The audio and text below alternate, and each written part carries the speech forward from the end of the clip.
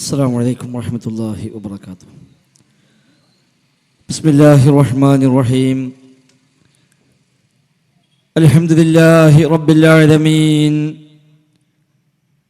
اللهم صل على محمد وعلى آل محمد كما صليت على إبراهيم وعلى آل إبراهيم إنك حميد مجيد. اللهم بارك على محمد وعلى آل محمد كما باركت على إبراهيم وعلى آل إبراهيم إنك حميد مجيد.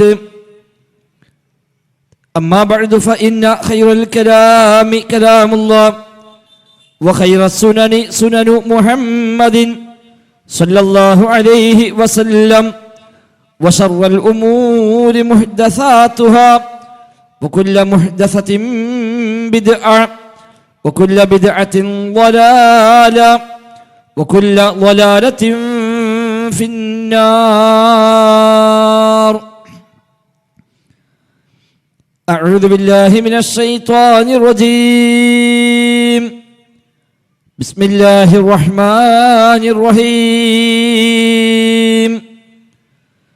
وكأي من آية في السماوات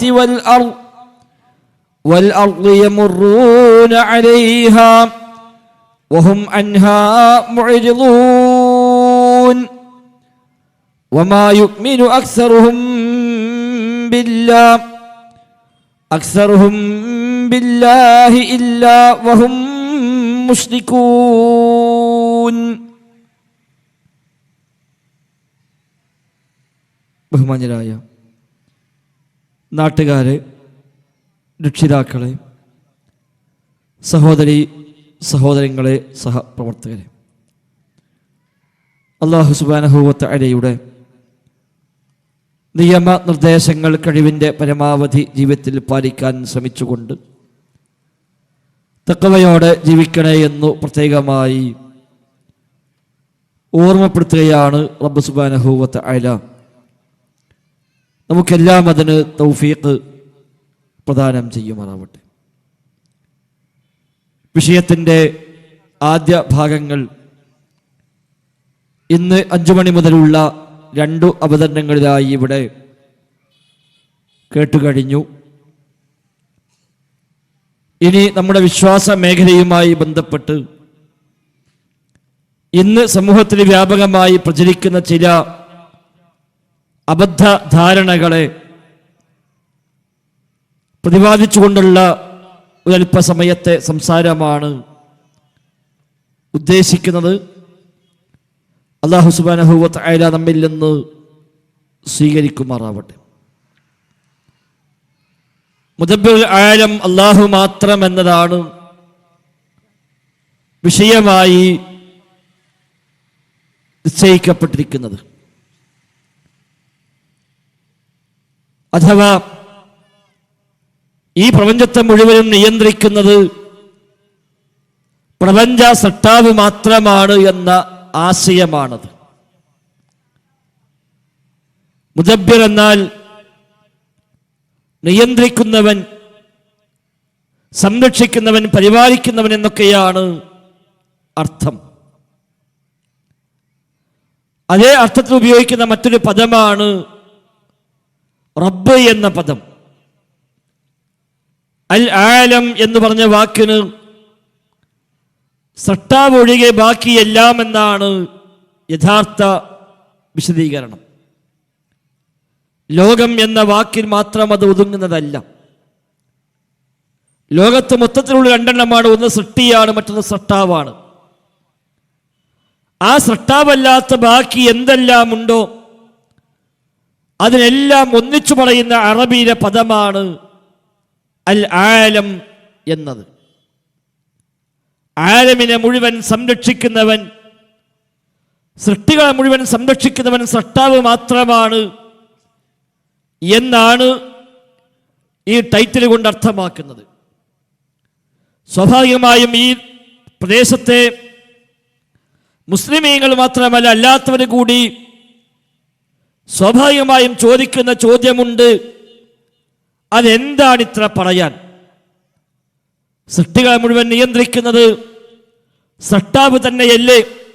ജഗൻ നിയന്താവ് എന്ന് നാം വിളിക്കുന്നത് ലോകത്തിൻ്റെ സൃഷ്ടാവിനെയാണല്ലോ.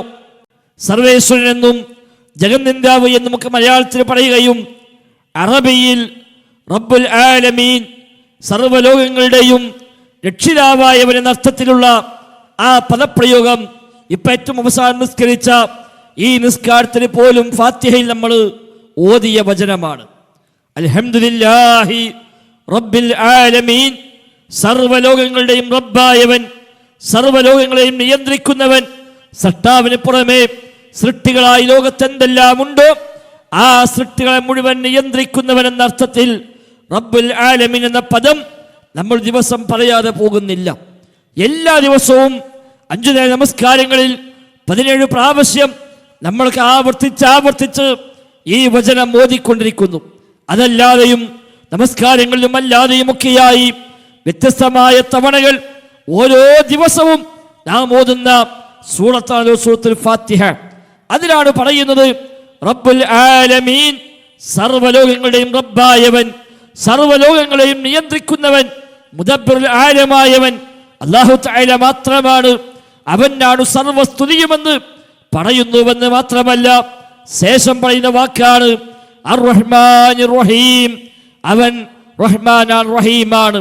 അവൻ മാലിക്കാണ്, മാലിക് യൗമിദ്ദീൻ, പ്രതിഫല നാളിന്റെ ഉടമസ്ഥനാണ്. ആ യൗമുദ്ദീൻ എന്നതും അൽ ആലം എന്ന വാക്കിൽ ഉൾപ്പെടുന്ന പദമാണ്.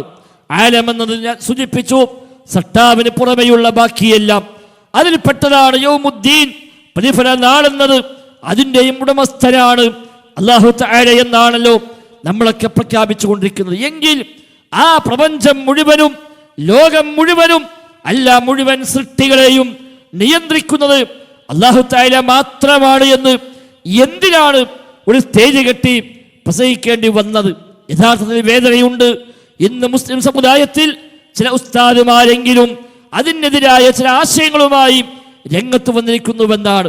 പഴയകാലം മുതൽ തന്നെ ചെറിയ ചെറിയ രൂപത്തിലൊക്കെ അത് പറഞ്ഞു വെച്ചിട്ടുണ്ട് എങ്കിലും ഇന്ന് വ്യക്തമായി തന്നെ പലരും അത് പ്രഖ്യാപിക്കാൻ തുടങ്ങി.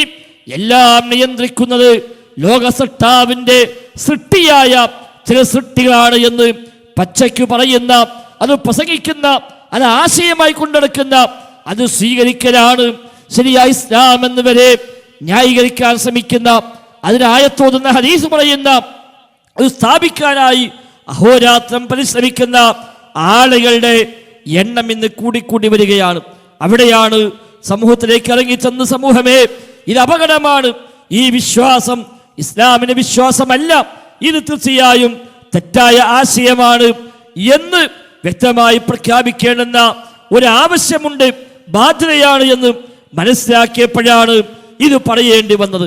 യഥാർത്ഥത്തിൽ എത്ര വലിയ വ്യക്തമായ യാതൊരു സംശയവുമില്ലാത്ത ഇസ്ലാമിന്റെ അടിസ്ഥാന ആശയമാണ് മുദബ്ബിറുൽ ആലം അല്ലാഹുവാണ് എന്നത്. നമ്മുടെ ശരീരത്തിന്റെ നിയന്ത്രണം പോലും നമ്മുടെ കൈകളിൽ ഇല്ല. അമ്പിയാക്കളോ ഔലിയാക്കളോ അല്ലാത്തവരോ ആയ ഒരു സൃഷ്ടിക്കും പറയാൻ കഴിയില്ല എൻ്റെ ശരീരം ഞാനാണ് നിയന്ത്രിക്കുന്നത് എന്ന്. ആൾ ദൈവങ്ങളായി രംഗത്ത് വരുന്ന എത്രയോ മനുഷ്യന്മാരുണ്ട്.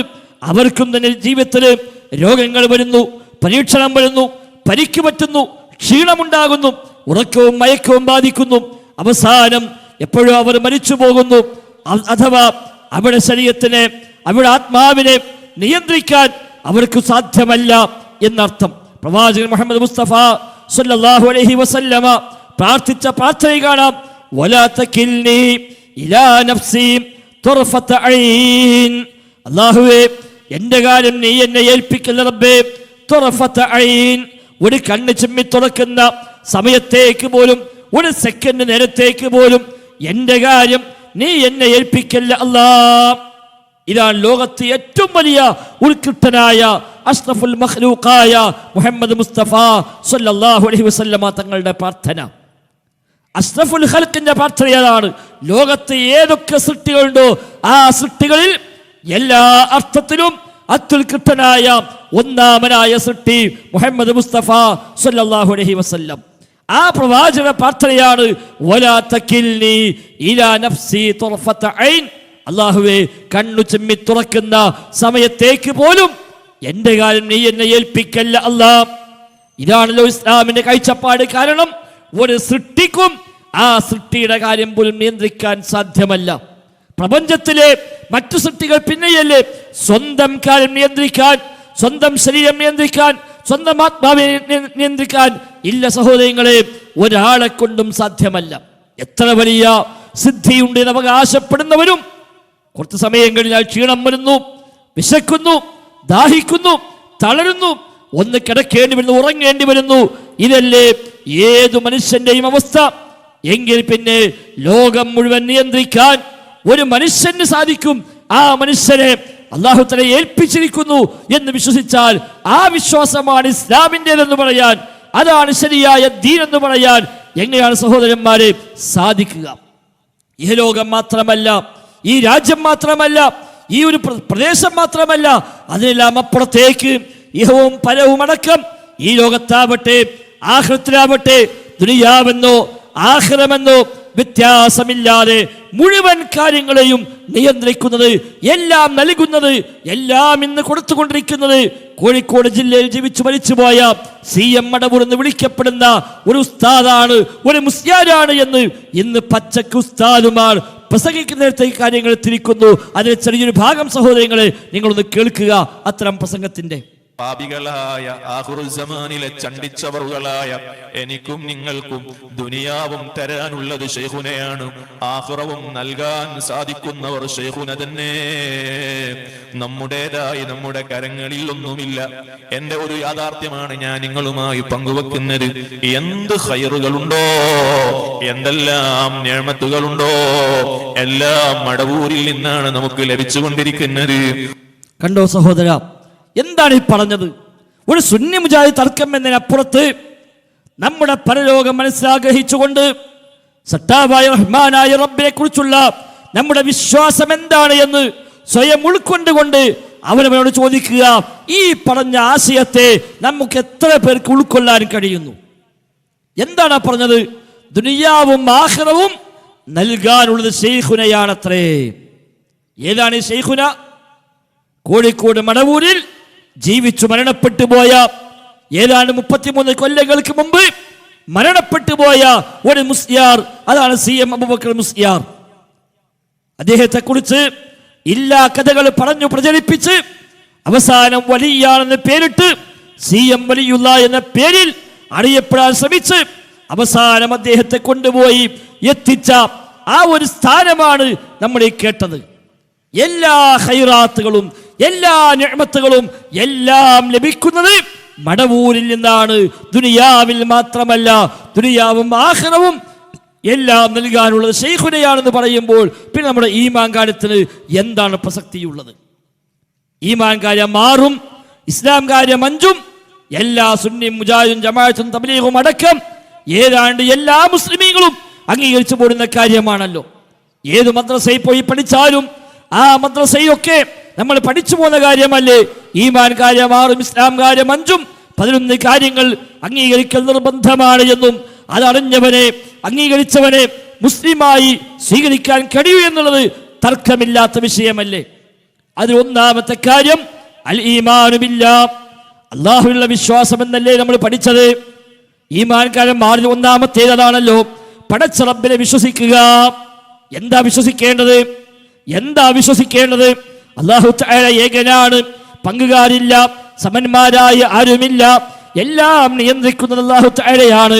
അവനാണ് റബ്ബ്, അവനാണ് ഖാലിഖ്, അവനാണ് മാലിക്, അവനാണ് റാസിഖ് തുടങ്ങി റഹ്മാനായ റബ്ബിന്റെ നാമങ്ങളും ഗുണങ്ങളും വിശേഷണങ്ങളുമായി എന്തെല്ലാം പരിചയപ്പെടുത്തിയോ അതെല്ലാം അംഗീകരിക്കലേ അല്ലാഹുവിലുള്ള വിശ്വാസം എന്നത്. അല്ലാതെ ലോകത്തൊരു പടച്ചോനുണ്ട് എന്ന് വിശ്വസിച്ചാൽ ആ വിശ്വാസം പൂർത്തിയാകുമോ? ലോകത്തൊരു സൃഷ്ടാവുണ്ട്, ഒരു പടച്ചവനുണ്ട് എന്ന് വിശ്വസിച്ചിരുന്നാൽ മതിയോ ഈ മംഗാരം ഒന്നാമത്തെ ശരിയാവാൻ? അത് മാത്രമാണെങ്കിൽ ഈ നാട്ടിൽ ആരാത് വിശ്വസിക്കാത്തത്? ജാതി മതഭേദമന്യേ ഏതാണ്ട് എല്ലാ മനുഷ്യന്മാരും അംഗീകരിക്കുന്ന കാര്യമല്ലേ ലോകത്തെ സട്ടാവുണ്ട് എന്നത്. അതുകൊണ്ട് മാത്രം ഒരാളുടെ ഈമാൻ കാര്യത്തിലെ ഒന്നാമത്തെ ഭാഗം ശരിയാകുമോ? ഒരിക്കലുമില്ല.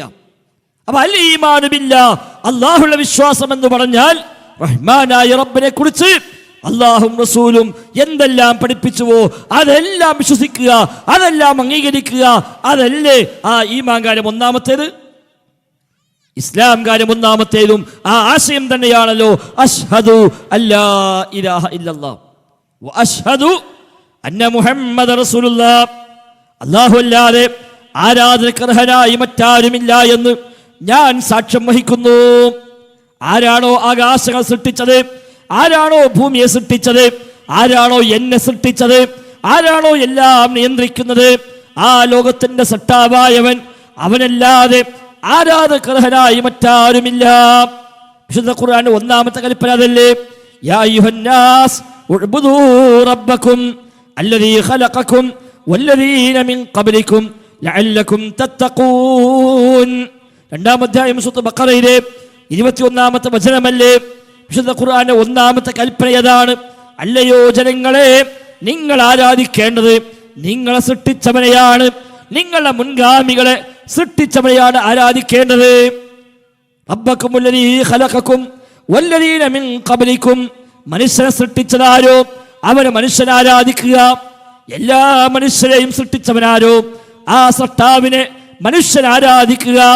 ആരാണോ ആകാശത്തെ സംവിധാനിച്ചത്, ആരാണോ ഭൂമി ഒരുക്കി തന്നത്, ആരാണോ വാനലോകത്തിൽ നിന്ന് മഴ ഇറക്കി തന്നത്, ആരാണോ ആ മഴ നിമിത്തമായി ഇവിടെ ഉപജീവന മാർഗങ്ങളെ, സസ്യലതാദികളെ, ഭക്ഷണപാനീയങ്ങളെ ഇവിടെ ഉൽപ്പാദിപ്പിച്ചവൻ, അവനെയാണ് ആരാധിക്കേണ്ടത്. ഇതല്ലേ ഖുർആനിന്റെ ഒന്നാമത്തെ കൽപ്പന. എങ്കിൽ പിന്നെ ലോകത്ത് എല്ലാം ലഭിക്കുന്നത് മടവൂരിൽ നിന്നാണ്, ശൈഖുനയിൽ നിന്നാണ് എന്ന് എങ്ങനെയാണ് സഹോദരന്മാരെ നമുക്ക് പറയാൻ കഴിയുക? അത് അംഗീകരിച്ചാൽ പിന്നെ ഈമാൻ കാര്യം ഒന്നാമത്തേതിന് പിന്നെന്തർത്ഥമുണ്ട്? ഈമാൻ കാര്യം ഒന്നതല്ലേ അൽ ഈമാനു ബില്ലാഹ്, അല്ലാഹുവിലുള്ള വിശ്വാസം. അതിന് പിന്നെ എന്താണ് അർത്ഥമുള്ളത്? മാത്രവുമല്ല പടച്ച റബ്ബിനെ വിശ്വസിച്ച് ബോധ്യപ്പെട്ടിട്ടാണല്ലോ ഒരാൾ മുസ്ലിമാകുന്നത്. ഏത് മതത്തിലുള്ളവനും മുസ്ലിമാകാൻ, ഇസ്ലാമിലേക്ക് വരാൻ എന്താ ചെയ്യേണ്ടത്? ഒരു പാർട്ടി മെമ്പർഷിപ്പ് ഇസ്ലാമിലില്ല. പാർട്ടിയിൽ ഒരാളെ ചെന്ന് കണ്ട് ഒപ്പിട്ട് വാങ്ങി ഒരു മെമ്പർഷിപ്പ് എടുത്തു, ഈ മെമ്പർഷിപ്പ് കയ്യിലുണ്ടോ, നീ മുസ്ലിമാണ് എന്നൊരു നിലപാടാണോ ഇസ്ലാമിലുള്ളത്? ഒരിക്കലുമല്ല. ഒരാൾക്ക് ഇസ്ലാമിലേക്ക് വരാൻ പള്ളി കമ്മിറ്റിയിൽ പോയി പറയേണ്ട കാര്യമുണ്ടോ? ഇല്ല. മഹല്ല് കമ്മിറ്റിയെ കാണണോ? വേണ്ട. ഉസ്താദിനെ പോയി കാണണോ? വേണ്ട. ഒരാൾക്ക് മുസ്ലിമാകാൻ ചെയ്യേണ്ടത് എന്താ? എന്നെ സൃഷ്ടിച്ചവനെ മാത്രമേ ഞാൻ ആരാധിക്കൂ എന്ന് എപ്പോഴാണ് അയാൾക്ക് ബോധ്യമാകുന്നത്, അത് അയാൾക്ക് ഉൾക്കൊള്ളാൻ പറ്റുന്നത്, അത് അയാൾ പ്രഖ്യാപിച്ചാൽ അയാൾ മുസ്ലിമായി. ആ സൃഷ്ടാവ് എന്നിലേക്ക് നിയോഗിച്ച ദൂതനാണ് മുഹമ്മദ് മുസ്തഫ സല്ലല്ലാഹു അലൈഹി വസല്ലമ. അതുകൊണ്ട് ആ ദൂതൻ എന്താണോ പഠിപ്പിച്ചത്, എന്താണോ പറഞ്ഞത്, അത് സ്വീകരിക്കാൻ ഞാൻ സന്നദ്ധനാണ്, ഞാനതിൽ സാക്ഷിയാണ് എന്നൊരാൾ നാവുകൊണ്ട് പ്രഖ്യാപിച്ചു, അത് മനസ്സിൽ ഉറപ്പിച്ചു എങ്കിൽ അയാൾ മുസ്ലിമായി മാറി. എവിടെയും പോകേണ്ട കാര്യമില്ല, ഒരു സർട്ടിഫിക്കറ്റും ആവശ്യമില്ല. അത് പിന്നെ നാട്ടിലെ നിയമമാണ്. നാട്ടിൽ ജീവിക്കുമ്പോൾ സ്വാഭാവികമായിട്ടും ജാതി തെളിയിക്കണം, മതം തെളിയിക്കണം, അയാളുടെ പേരും അഡ്രസ്സും വേണം. അതിനുവേണ്ടി ചില സംവിധാനങ്ങൾ നാടിൽ ഉണ്ടാക്കി എന്നല്ലാതെ ഒരാൾക്ക് മുസ്ലിമായി മാറാൻ ആകെ ആവശ്യമുള്ളത് എന്നെ സൃഷ്ടിച്ചവനെ മാത്രമേ ഞാൻ ആരാധിക്കാൻ പാടുള്ളൂ, അവനോട് ഞാൻ പ്രാർത്ഥിക്കാൻ പാടുള്ളൂ. അതിനപ്പുറമുള്ള ആൾ ദൈവങ്ങളും അതേപോലെ കല്ലുകളും മരങ്ങളും ചെടികളും വൃക്ഷങ്ങളും അടക്കമുള്ള അതൊന്നും ആരാധ്യരല്ല, ആരാധിക്കാൻ യോഗ്യതയുള്ളവരല്ല. എന്നെ സൃഷ്ടിച്ചവനെ മാത്രമേ ഞാൻ ആരാധിക്കൂ, അവനോട് മാത്രമേ ഞാൻ പ്രാർത്ഥിക്കൂ, അവന് വേണ്ടി മാത്രമേ നേർച്ച വഴിപാടുകൾ സമർപ്പിക്കൂ, അവന്റെ പേരിൽ മാത്രമേ സത്യം ചെയ്യൂ എന്ന് മനസ്സുകൊണ്ട് ഉൾക്കൊണ്ട് നാവ് കൊണ്ട് ഒരാൾ എപ്പോൾ പ്രഖ്യാപിച്ചുവോ അതോടെ അയാളെ പേര് മുസ്ലിം എന്നാണ്. ഒരുപക്ഷെ രേഖയിൽ അയാളെ പേര് മാറണമെന്നില്ല. അയാളുടെ ആധാരത്തിൽ, അയാളുടെ ആധാർ കാർഡിൽ, അയാളുടെ ലൈസൻസിൽ, റേഷൻ കാർഡിൽ ജാതിയും മതവും എഴുതിയ കോളത്തിൽ ഒരുപക്ഷെ മാറ്റമുണ്ടാകണമെന്നില്ല, അയാളുടെ പേര് പോലും മാറണമെന്നില്ല. നബി സ്വല്ലല്ലാഹു അലൈഹി വസല്ലം കാലത്ത് ഇസ്ലാമിലേക്ക് വന്ന ആളുകളിൽ തുച്ഛം ആളുകളെ പേര് മാത്രമാണ് പ്രവാചകൻ മാറ്റിയത്, ബാക്കിയൊന്നും മാറ്റിയിട്ടില്ല. ബാക്കിയെല്ലാം അവർക്ക് പഴയ പേര് തന്നെയാണ്. പിന്നെയും നിലർത്തിപ്പോകുന്നത് ചില പേരുകൾ ബഹുദൈവ ആരാധനയുമായി ബഹുദൈവ വിശ്വാസവുമായി ബന്ധപ്പെട്ട പേരായപ്പോൾ ആ പേര് മാത്രമാണ് പ്രവാചകൻ മാറ്റിയത്, അല്ലാത്തൊന്നും മാറ്റിയിട്ടില്ല. എങ്കിൽ ഒരാൾക്ക് മുസ്ലിമാനുള്ള അടിസ്ഥാന യോഗ്യത തൻ്റെ സട്ടാവിനെ കുറിച്ച് അവന് ബോധ്യമുണ്ടാവുക. ആ സട്ടാവിനെ മാത്രമേ ആരാധിക്കൂ, അവനെ മാത്രമേ ഞാൻ വിളിച്ചു പ്രാർത്ഥിക്കൂ, അവനോട് മാത്രമേ എൻ്റെ എല്ലാ ഇബാദത്തുകളും ഞാൻ സമർപ്പിക്കുകയുള്ളൂ, എനിക്കവൻ മതി, ഹസ്ബിയല്ലാ, എനിക്കല്ല മതി എന്ന് പ്രഖ്യാപിക്കലാണ് ഒരാൾ മുസ്ലിമാവാനുള്ള അടിസ്ഥാന മാനദണ്ഡം. ബാക്കിയെല്ലാം പിന്നെയാണ്. നിസ്കാരവും നോമ്പും സക്കാത്തും ഹജ്ജും അടക്കമുള്ള ബാക്കിയെല്ലാം പിന്നീട് വരുന്ന കാര്യമാണ്. ഒരാൾ ഇസ്ലാമിലേക്ക് വരാൻ തയ്യാറായാൽ ആദ്യം അയാളെ നിസ്കരിക്കാനല്ല പറഞ്ഞേക്കുക, ആദ്യം അയാൾ നോമ്പെടുക്കാനല്ല പറയുക, മറ്റെന്തെങ്കിലും ഒരു കാര്യമല്ല പഠിപ്പിക്കുക. അടിസ്ഥാനം ഈ വിശ്വാസമാണ്. ഇതിനേക്ക് ബോധ്യമുണ്ടോ, അത് നീ പ്രഖ്യാപിക്കാൻ തയ്യാറാണോ, എങ്കിലിതാ നീ മുസ്ലിമായി കഴിഞ്ഞു. മുസ്ലിമായി കഴിഞ്ഞാൽ പിന്നെ ചെയ്യേണ്ട പണിയാണ് അയാൾ 5 നേരം നിസ്കരിക്കണം, വർഷത്തിലൊരു മാസം നോമ്പെടുക്കണം തുടങ്ങിയ ബാധ്യതകളൊക്കെ പിന്നീട് വന്നു ചേരുന്ന ബാധ്യതകളാണ്. ഈ അടിസ്ഥാനത്തെയാണ് ഇവിടെ തകർക്കുന്നത്. എനിക്കെന്റെ സട്ടാവ് മതി, ഹസ്ബിയല്ലാ, എനിക്കല്ല മതി. കാരണം എന്താ? എൻ്റെ എല്ലാം ആ സട്ടാവിൽ നിന്നാണ്. ഞാൻ വസിക്കുന്ന ഭൂമി ആ സട്ടാവ് സൃഷ്ടിച്ചതാണ്. എൻ്റെ മേൽക്കൂരയായ ആകാശം ആ സട്ടാവ് സൃഷ്ടിച്ചതാണ്. ഈ സൂര്യനും ചന്ദ്രനും അടക്കമുള്ളതെല്ലാം എൻ്റെ സട്ടാവാണ് എനിക്ക് വേണ്ടി സൃഷ്ടിച്ചത്. ഞാൻ കുടിക്കുന്ന വെള്ളവും ഞാൻ കഴിക്കുന്ന അന്നവും ഞാൻ ശ്വസിക്കുന്ന വായുവടക്കം എല്ലാം എൻ്റെ സട്ടാവിൻ്റെതാണ്. എൻ്റെ ശരീരം ഞാനല്ല സൃഷ്ടിച്ചത്, എൻ്റെ ശരീരം ആരെങ്കിലും അല്ല സൃഷ്ടിച്ചത്, അവരാരെങ്കിലും രൂപകൽപ്പന ചെയ്തതല്ല. എൻ്റെ ശരീരം ഇങ്ങനെയാകുന്നതിൽ എനിക്കോ എൻ്റെ മാതാപിതാക്കൾക്കോ നാട്ടുകാർക്കോ ഒരാൾക്കും തന്നെ യാതൊരു പങ്കുമില്ല. എല്ലാം തീരുമാനിക്കുന്നത് അതിനപ്പുറത്ത് ലോകത്തിൻ്റെ സട്ടാവായവൻ, എൻ്റെ സട്ടാവായവൻ ആരാണോ അവനാണ് ഇതെല്ലാം നിയന്ത്രിക്കുന്നത്. അതുകൊണ്ട് ഹസ്ബിയല്ലാ, എനിക്കല്ല മതി എന്നാണ് ഇസ്ലാമിന്റെ അടിസ്ഥാന അധ്യാപനം. ഒരു മുസ്ലിമായി മാറുമ്പോൾ, ഒരാൾ ഇസ്ലാമിന്റെ മതമായി സ്വീകരിക്കുമ്പോൾ അയാൾ ഏറ്റവും ആദ്യമായി ഏറ്റവും പ്രധാനമായി അയാൾ ഉൾക്കൊള്ളുന്ന ഒന്നാമത്തെ ആശയം എനിക്കെൻ്റെ സട്ടാവ് മതി എന്നാണ്. ലാ ഇലാഹ ഇല്ലല്ലാഹ്, ആരാധനക്കർഹനായി പടച്ച റബ്ബല്ലാതെ സട്ടാവല്ലാതെ മറ്റാരുമില്ല എന്നതും എനിക്കവൻ മതി എന്നതുമാണ് അവൻ്റെ ഒന്നാമത്തെ പ്രഖ്യാപനം. എന്നാൽ ആ സ്ഥാനത്താണ് 20, 30, 40, 50, 60 കൊല്ലം കിതാബോധി എന്ന് അവകാശപ്പെടുന്നവർ, മഹല്ലുകളിൽ ഖാദിമാരായി നിൽക്കുന്നവർ, പള്ളിയിൽ ഖതീബായി നിൽക്കുന്നവർ, ആളുകൾ ദീനിയായ എല്ലാത്തിനും നേതൃത്വം വഹിക്കുന്നവർ, നിക്കാഹിനും അതേപോലെ മരണത്തിനുമെല്ലാം എല്ലാ കർമ്മങ്ങൾക്കും മുമ്പിൽ നിൽക്കുന്ന ആളുകൾ അവകാശപ്പെടുന്നവർ 100, 200, 300, 500 മഹല്ലുകളുടെ ഖാദിയാണ് എന്ന് സ്വയം അവകാശപ്പെടുന്ന ആളുകൾ അവര് പോലും പറയുന്നു എല്ലാത്തിലും ശൈഖുന മതി, എല്ലാത്തിനും CM മതി, ശൈഖുന മതി. എന്തു പ്രശ്നമുണ്ടോ, എന്താവശ്യമുണ്ടോ, എല്ലാത്തിലും ശൈഖുന മതി എന്നാണ് ഇന്ന് പ്രഖ്യാപിക്കപ്പെടുന്നത്. നിങ്ങൾ കേൾക്കുക അത്ര ഒരു ഉസ്താദിന്റെ പ്രഖ്യാപനം. ശൈഖുന മതി ഇൻഷാ അല്ലാഹ്. നമുക്ക് നമ്മളെല്ലാ കാര്യം വന്ന് പറഞ്ഞാൽ ഇവിടെ വന്ന് പറഞ്ഞാൽ അതവിടെ ഫത്ഹാകാതിരിക്കുകയില്ല. എന്ത് കാര്യമായാലും വേണ്ടിയില്ല, സാമ്പത്തികമായാലും വേണ്ടിയില്ല, ശാരീരികമായാലും വേണ്ടിയില്ല, മാനസികമായാലും വേണ്ടിയില്ല, എന്ത് കാര്യവും ഇവിടെ വന്ന് പറഞ്ഞാൽ ഫത്ഹാകും എന്നുള്ള കാര്യം യാതൊരു സംശയവുമില്ല. എത്ര എത്ര എത്ര അനുഭവങ്ങൾ സഹോദരങ്ങൾ കണ്ടോ, എന്തിനും ഏതിനും ശൈഖുന മദീന. ഇതാണ് വ്യത്യാസം. ഒരാൾ ഇസ്ലാമിലേക്ക് വരുമ്പോൾ അവന്റെ ഒന്നാമത്തെ പ്രഖ്യാപനം, അടിസ്ഥാനമായ അവന്റെ വിശ്വാസം, അവൻ അംഗീകരിക്കേണ്ട കാര്യം എന്താ? എനിക്കെന്റെ സട്ടാവ് മദീന, എനിക്കെന്റെ സട്ടാവ് മതി, എല്ലാം ഞാൻ അവനെ ഏൽപ്പിച്ചിരിക്കുന്നു. ആ മാർഗത്തിൽ എന്തു ത്യാഗം ചെയ്യാനും തയ്യാർ, എന്തു നഷ്ടം വന്നാലും പ്രശ്നമില്ല. എന്റെ സട്ടാവ് എന്താണോ തീരുമാനിച്ചത് അതേ ഉണ്ടാകൂ. അതല്ലേ നമ്മളൊക്കെ എല്ലാ നിസ്കാര ശേഷവും പറയുന്നത്? അല്ലാഹുമ്മ ലാ മാനിഅ ലിമാ അഅ്തൈത വലാ മുഅ്തി ലിമാ മനഅ്ത. അല്ലാഹുവേ, നീ നൽകിയാൽ തടയാൻ ആരുമില്ല, നീ തടഞ്ഞാൽ നൽകാനും ആളില്ല റബ്ബേ. ഇത് പറയാത്ത ഏത് മുസ്ലിമാ ഉള്ളത്? എല്ലാ മുജാഹിദും പറയുന്നു, എല്ലാ സമസ്തക്കാരും പറയുന്നു, മറ്റ് ദീനീ ബോധമുള്ള എല്ലാവരും പ്രഖ്യാപിക്കുന്നു, അല്ലാഹുവേ ലാ മാനിഅ ലിമാ അഅ്തൈത, നീ നൽകിയാൽ തടയുന്നവനില്ല, നീ തടഞ്ഞാൽ നൽകുന്നവനുമില്ല റബ്ബേ. ഇത് ഖുർആന്റെ ആശയമാണ്. സൂറത്തുൽ ഫാത്തിറിൽ അല്ലാഹു തആല ചോദിക്കുന്നുണ്ട്, പടച്ച റബ്ബ് നിങ്ങൾക്ക് വല്ല റഹ്മത്തും നിശ്ചയിച്ചാൽ ഹൽ ഹുന്ന മുംസികാതു റഹ്മതിഹി, അവന്റെ റഹ്മത്തിനെ തടഞ്ഞു വെക്കാൻ നിങ്ങൾ വിളിച്ചു പ്രാർത്ഥിക്കുന്ന ആർക്കെങ്കിലും കഴിയുമോ എന്ന് അല്ലാഹു തആല ചോദിക്കുന്നുണ്ട്. പടച്ച റബ്ബ് നിങ്ങൾക്ക് ഖൈർ ഉദ്ദേശിച്ചാൽ ആ ഖൈറിനെ, ആ റഹ്മത്തിനെ തടഞ്ഞു വെക്കാൻ ആർക്കാണ് സാധിക്കുക?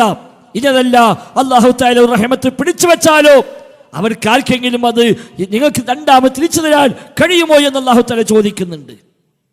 ആ സ്ഥാനത്താണ് എന്തിനും ഏതിനും ശൈഖുന മതി എന്ന് പറയുന്നത്. കാരണം എന്താ? എല്ലാം ശൈഖുനാന്റെ കയ്യിലാണത്രേ, എല്ലാം നിയന്ത്രിക്കുന്ന അദ്ദേഹമാണത്രേ. എല്ലാത്തിനെയും മുദബ്ബിറുൽ ആലം എന്ന വാക്കാണ്, ആ സ്ഥാനപ്പേരാണ് അവർ അദ്ദേഹത്തിന് അവസാനം ചാർത്തിക്കൊടുത്തത്. എല്ലാം നിയന്ത്രിക്കുന്നത് അദ്ദേഹമാണ്. വിമാനങ്ങൾ വരെ, നമ്മളിവിടെ പ്രസംഗം തുടങ്ങിയപ്പോൾ തന്നെ 3-4 വിമാനം പോയി മേലക്കൂടി.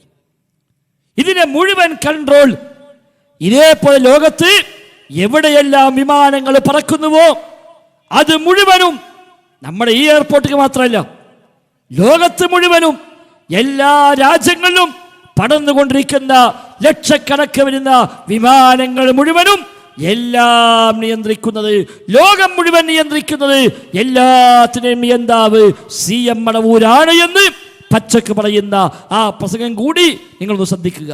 ഷെയ്ഖുനായുടെ ആയലുകൾ ഷെയ്ഖുന കറക്റ്റ് ശരീഅത്തിനനുസരിച്ച് നിയന്ത്രിച്ചു കൊണ്ടിരിക്കുന്നുണ്ട്. ഹളറത്തുൽ ഖുദ്സിൽ ഇങ്ങനെ കിടക്കാണ്, ലോകം മൊത്തം കണ്ട് അത് നിയന്ത്രിച്ച് ഞാൻ ഒന്ന് അശ്രദ്ധയിലായാൽ പ്ലെയിനുകൾ തമ്മിൽ കൂട്ടിയിരിക്കും. ഷെയ്ഖുന പറഞ്ഞ വാർത്ത, ഷെയ്ഖുന ഒന്ന് അശ്രദ്ധയിലായാൽ സംഭവിക്കും. കണ്ടോ? അവിടെ ഇങ്ങനെ കിടന്ന് ലോകം മുഴുവൻ കണ്ട് എല്ലാം നിയന്ത്രിച്ച് അദ്ദേഹം അങ്ങനെ കിടക്കുകയാണ്. സഹോദരൻ, ഇതൊക്കെ ഒരു തമാശയല്ല, ഒരു രസത്തിന് കേൾക്കേണ്ടതല്ല. മുസ്ലിം ഉമ്മത്തിന് മുമ്പിൽ നിന്ന് നേതൃത്വം കൊടുക്കുന്ന മനുഷ്യന്മാരാണ് ഈ പറയുന്നത്. വലിയ മഹല്ലിലെ ഖതീബായി, ഖാലിയായി, മുദരിസായി നിൽക്കുന്ന ആളാണ് ഈ പ്രസംഗിച്ച പകര മുസ്ലിയാർ. കിതാബ് ഓതുന്നു എന്നാ പറയുന്നത്, കിതാബ് ഓതിക്കൊടുക്കുന്നു എന്നാ പറയുന്നത്. ഏത് കിതാബാ ഓതിയത്? പടച്ച റബ്ബിന്റെ കിതാബിന് നേരെ വിരുദ്ധമായ ഈ ആശയമാണോ സഹോദരന്മാരെ മറ്റു കിതാബിലൊക്കെ ഉണ്ടാവുക? ഒരിക്കലുമല്ലല്ലോ. ഒന്നാമത്തെ സൂറത്തിലെ സൂറത്തുൽ ഫാത്തിഹയിലെ ആദ്യ വചനങ്ങളിലല്ലേ ഈ പറഞ്ഞത് അൽഹംദുലില്ലാഹി റബ്ബിൽ ആലമീൻ. അത് വിരുദ്ധമായി എല്ലാ ലോകവും ആലം മുഴുക്കയും നിയന്ത്രിക്കുന്നവൻ മുദബ്ബിറുൽ ആലം, പടച്ച റബ്ബ് ഒഴിച്ച് ബാക്കി എല്ലാത്തിനെയും നിയന്ത്രിക്കുന്നത് അദ്ദേഹമാണ് എന്ന് എങ്ങനെ പറയും സഹോദരന്മാരെ? ഈ മാങ്കാലം ഒന്നാമത്തേതിന് പിന്നെന്താ അർത്ഥമുണ്ട്? പടച്ച റബ്ബുമായി ഇനി എന്താ നമുക്ക് ബന്ധം ബാക്കി? ആ പടച്ച റബ്ബിനോട് ഇനി എന്ത് ബന്ധമാണ് വേണ്ടത്? എല്ലാം എന്ന് ഇങ്ങനെ ചില മനുഷ്യന്മാരെ ഏൽപ്പിച്ചു കൊടുത്തു. ഇനി അവര് മതി എല്ലാത്തിനും, എന്തിനും ഏതിനും അവരോട് പറഞ്ഞാൽ മതി, അവിടെ ചെന്നാൽ മതി, എല്ലാം നിയന്ത്രിക്കുന്ന അവരാണെന്ന് പറയുമ്പോൾ പിന്നെന്താ അർത്ഥമുണ്ട്? മാത്രമല്ല, ഈമാൻ കാഴ്ചപ്പെട്ടതാണല്ലോ മലക്കുകളുടെ വിശ്വാസം. അൽ ഈമാനു ബിൽ മലായിക, മലക്കുകളുടെ വിശ്വാസം. എന്താ മലക്കിനെ പറ്റി വിശ്വസിക്കേണ്ടത്? ലോകത്ത് മലക്കുണ്ടെന്ന് വിശ്വസിച്ചാൽ മതിയോ? ലോകത്തൊരു മലക്ക് എന്ന സൃഷ്ടിയുണ്ട് എന്ന് വിശ്വസിച്ചാൽ മതിയോ? പോരാ. അല്ലാഹും റസൂലും എന്തെല്ലാമാണോ മലക്കുകളുമായി ബന്ധപ്പെടുത്തി നമുക്ക് പഠിപ്പിച്ചു തന്നത് അതെല്ലാം വിശ്വസിച്ചോളണം. പടച്ച റബ്ബിന്റെ സൃഷ്ടികളാണെന്ന് മാത്രമല്ല, ലാ യഅസൂനല്ലാഹ മാ അമറഹും വയഫ്അലൂന മാ യുഅ്മറൂൻ. പടച്ച റബ്ബിന്റെ കൽപ്പനക്കവർ എതിര് പ്രവർത്തിക്കുകയില്ല.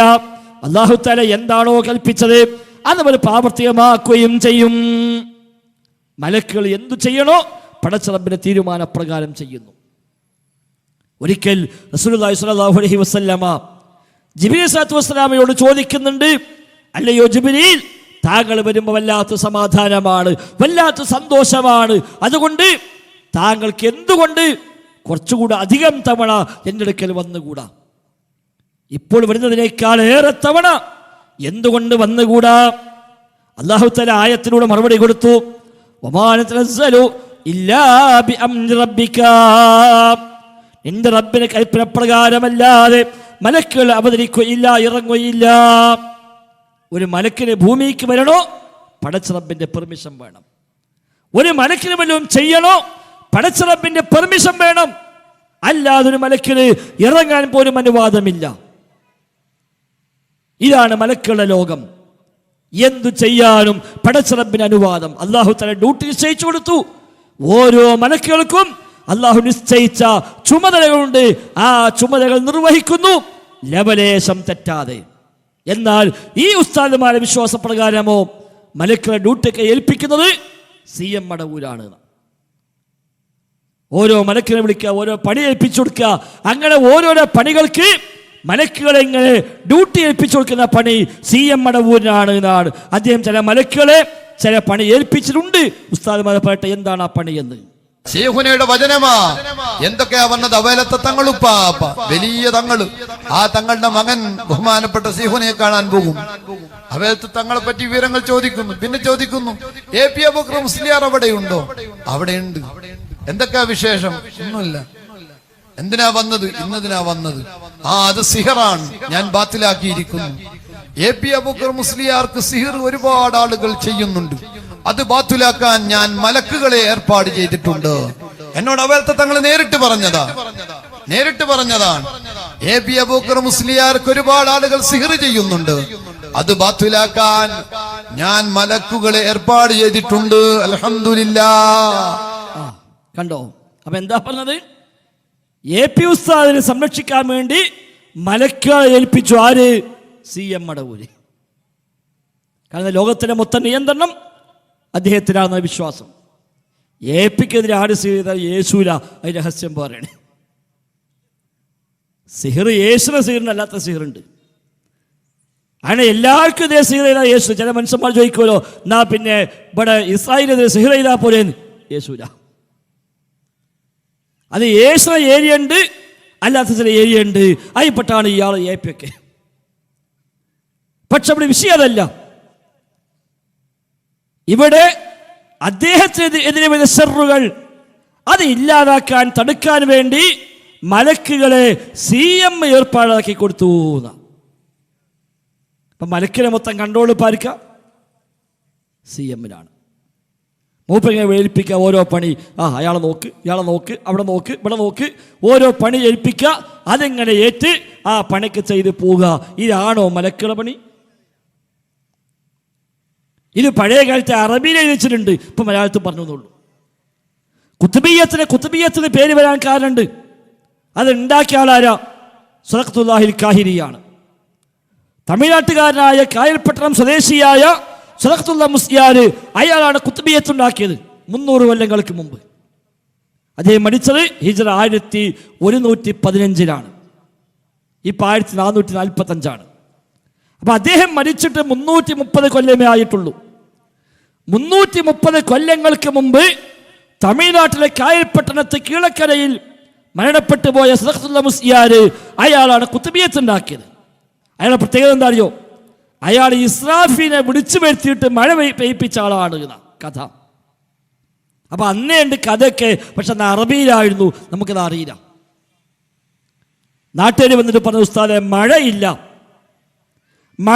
അതുകൊണ്ട് മഴ കിട്ടണമല്ലോ എന്നാ. നമ്മൾ റഹ്മത്തുള്ളാഹി ഖാസിമിന്റെ പണ്ട് പ്രസംഗിച്ചിട്ടുണ്ട്, ക്ലിപ്പുണ്ടോ എനിക്കറിയില്ല. ഇയാളോട് നാട്ടിൽ എന്നിട്ട് പറഞ്ഞു, ഉസ്താദെ മഴയില്ല, ഒന്ന് ദ്വാരിക്കണം. ഉസ്താദ് ചോദിച്ചു, അല്ല നിങ്ങൾക്ക് മഴ കിട്ടിയാൽ പോരെ? മഴ കിട്ടിയാൽ മതി, അതിനിപ്പോൾ ദ്വാരിക്കൊന്നും വേണ്ട. അതിന് ദ്വാരിക്കൊന്നും വേണ്ട, ഞാൻ ഇസ്രാഫിനെ വിളിച്ചിട്ട് പറഞ്ഞോളാന്ന്. അങ്ങനെ സദഖത്തുല്ല മുസ്ലിയാർ ഇസ്രാഫിനെ വിളിപ്പിച്ചു എന്നാണ്. ഇയാളെ വിളിച്ചപ്പോഴേക്ക് വേജാളായി ഇസ്രാഫിന് നേരെ തമിഴ്നാട്ടിൽ വന്നു. തമിഴ്നാട്ടിൽ കായൽപട്ടണത്തേക്ക് ഇസ്രാഫിൽ അലൈഹിസ്സലാത്തു വസ്സലാം വന്നത് ഒരു അസറിനാണ് അവിടെ എത്തിയത്. അസർക്ക് അവിടെ വന്നു. അങ്ങനെ സദഖത്തുല്ല മുസ്ലിയാരെ കണ്ടു, വർത്താനൊക്കെ പറഞ്ഞു. അങ്ങനെ ആ സംസാരം കഴിയുമ്പോൾ ചോദിച്ചു, അല്ല എന്തേ ഇപ്പം ഞാൻ വിളിച്ചത്? ഒന്നല്ല, നിങ്ങളല്ലേ മഴൻ്റെ ആള്, അവിടെ മഴ വേണം, അതിനാ വിളിച്ച. ആയിക്കോട്ടെ, തരാങ്ങൾ പറഞ്ഞാൽ പിന്നെ തരാക്കാൻ പറ്റുന്നല്ലോ. അങ്ങനെ ഇസ്രാഫീൽ അലൈഹിസ്സലാത്തു വസ്സലാം ഇയാളുടെ ആവശ്യപ്രകാരം അവിടെ മഴ കൊടുത്തു എന്നാണ് കഥ. എന്താ തെളിവ്? തെളിവ് മറ്റൊന്നുമല്ല, അവിടുത്തെ പള്ളിക്ക് പേര് മസ്ജിദ് ഇസ്രാഫീൽ എന്നാണ്. അതാ തെളിവ്. ആ പള്ളിക്ക് പേരെന്താ? മസ്ജിദ് ഇസ്രാഫീൽ. അങ്ങനെ എത്ര പള്ളി പേരെന്താ പള്ളി പേരുണ്ട്? എത്ര മസ്ജിദ് മുഹീദ്ദീൻ മസ്ജിദ് ഒരുപാട് സ്ഥലത്ത് കാണാം. അതിലൊക്കെ അർത്ഥം മൊയ്തീൻ ഷേഖ് അവിടെ വന്നു പോയിലാണോ? അല്ലല്ലോ. അപ്പൊ ഇങ്ങനെ ഓരോരുത്തർ കഥ ഉണ്ടാക്കിയിട്ട് മലക്കുകളെ ഇവർക്കുള്ള ഏർപ്പാടാക്കി കൊടുത്തതാണ് പലരും പണ്ടേ പറഞ്ഞത്. മുഹീദ്ദീന്മാരിലും കാണാം ആവണ്ണം ഖോജ റസൂലുള്ളാഹി തന്നെയും അവരുടെ മജ്ലിസിൽ ഹാദിറാകുന്നവർ അമ്പിയാക്കന്മാരും ഔലിയാക്കന്മാരും അവരുടെ മജ്ലിസിൽ ഹാദിറാകുന്നവർ. മുഹീദ്ദീൻ ഷെയ്ഖിന്റെ മജ്ലിസിൽ എല്ലാ അമ്പിയാക്കളും വരും, എല്ലാ ഔലിയാക്കളും വരും, അല്ലാഹു റസൂലും വരും, മലക്കുകളും വരും എന്നാണ് മുഹീദ്ദീന്മാരെ പഠിപ്പിച്ചത്. മുഹീദ്ദീൻ ഷെയ്ഖ് വഴുത് പറയാൻ തുടങ്ങിയാൽ ആ വഴുത് കേൾക്കാൻ വേണ്ടി എല്ലാ അമ്പിയാക്കളും അവിടെ വന്നിരിക്കുമെന്ന് വരെ മുഹീദ്ദീന്മാരിൽ രേഖപ്പെടുത്തി വെച്ചിട്ടുണ്ട്. അതിൻ്റെ ഒരു മലയാള ആവിഷ്കാരമാണ് ഇപ്പൊ കേട്ടുകൊണ്ടിരിക്കുന്നത്. എന്താ? സിഹർ ബാത്തിലാക്കാൻ, ഷർറില്ലാതാക്കാൻ ഒക്കെ CM മടവൂര് മലക്കളെ ഏർപ്പാടാക്കി കൊടുത്തു എന്നാണ്. ഇങ്ങനെ പറഞ്ഞ് എന്തിനും ഏതിനും എവിടെയും CM മതി എന്നിടത്തേക്ക് എത്തി. അവസാനം മരിക്കാൻ സമയത്ത് വരെ ഒരു വിശ്വാസി ആഗ്രഹിക്കുന്നത് മരിക്കുമ്പോൾ കെലിമ ചൊല്ലി മരിക്കണം എന്നാണല്ലോ. ഒരു മുസ്ലിമിന്റെ ഏറ്റവും വലിയ ആഗ്രഹം അതാണ്. നമ്മളൊക്കെ ദ്വാരക്കുന്നതിന് വേണ്ടിയാണ്. എപ്പോൾ മരിച്ചാലും എവിടുന്ന് മരിച്ചാലും ശരി കെലിമ ചൊല്ലി തൗഹീദോടുകൂടി ഈമാനോടെ മരിക്കണമെന്ന് ആഗ്രഹിക്കാത്ത ആരാണുള്ളത്? കാരണം നബി തങ്ങൾ പറഞ്ഞു, മൻ കാന ആഖിറു കലാമിഹി ലാ ഇലാഹ ഇല്ലല്ലാഹ് ദഖലൽ ജന്ന. വല്ലവന്റെയും അവസാന വാക്ക് ലാ ഇലാഹ ഇല്ലല്ലാഹയാണെങ്കിൽ ദഖലൽ ജന്ന, അവൻ സ്വർഗത്തിൽ പ്രവേശിക്കാം. മരിക്കുമ്പോൾ ഏറ്റവും അവസാനത്തെ കലിമത്ത്, അവസാനത്തെ വചനം ലാ ഇലാഹ ഇല്ലല്ലാഹ് എന്നാണെങ്കിൽ ദഖലൽ ജന്ന, സ്വർഗത്തിൽ പ്രവേശിക്കാമെന്ന് നബി തങ്ങൾ പറയുന്നു. അപ്പോൾ നമുക്കെല്ലാം തൗഫീഖ് നൽകുമാറാവട്ടെ. അതുപോലും അട്ടിമറിച്ചിട്ട് മരണസമയത്ത് പോലും CM മടവൂനെ വിളിക്കാനാണ് ഇപ്പൊ ഉസ്താദന്മാരെ ആഹ്വാനം. അതിനെ വിളിച്ചാൽ CM ഹാജരാകുമത്രേ, CM സഹായിക്കുമത്രേ, ഇടപെടുമത്രേ. പറയട്ടെ ഉസ്താദുമാർ തന്നെ. മരണമെന്നൊരു വലിയ സംഭവം ഇവിടെ വരാനില്ലേ കൂട്ടുകാരെ? ആ മരണത്തിന്റെ നേരത്ത് സംരക്ഷകരായി ആരെ ഉണ്ടാവുള്ളൂ? ശൈഖ് മടവൂർ ഖദ്ദസല്ലാഹു സിർറഹുൽ അസീസ്.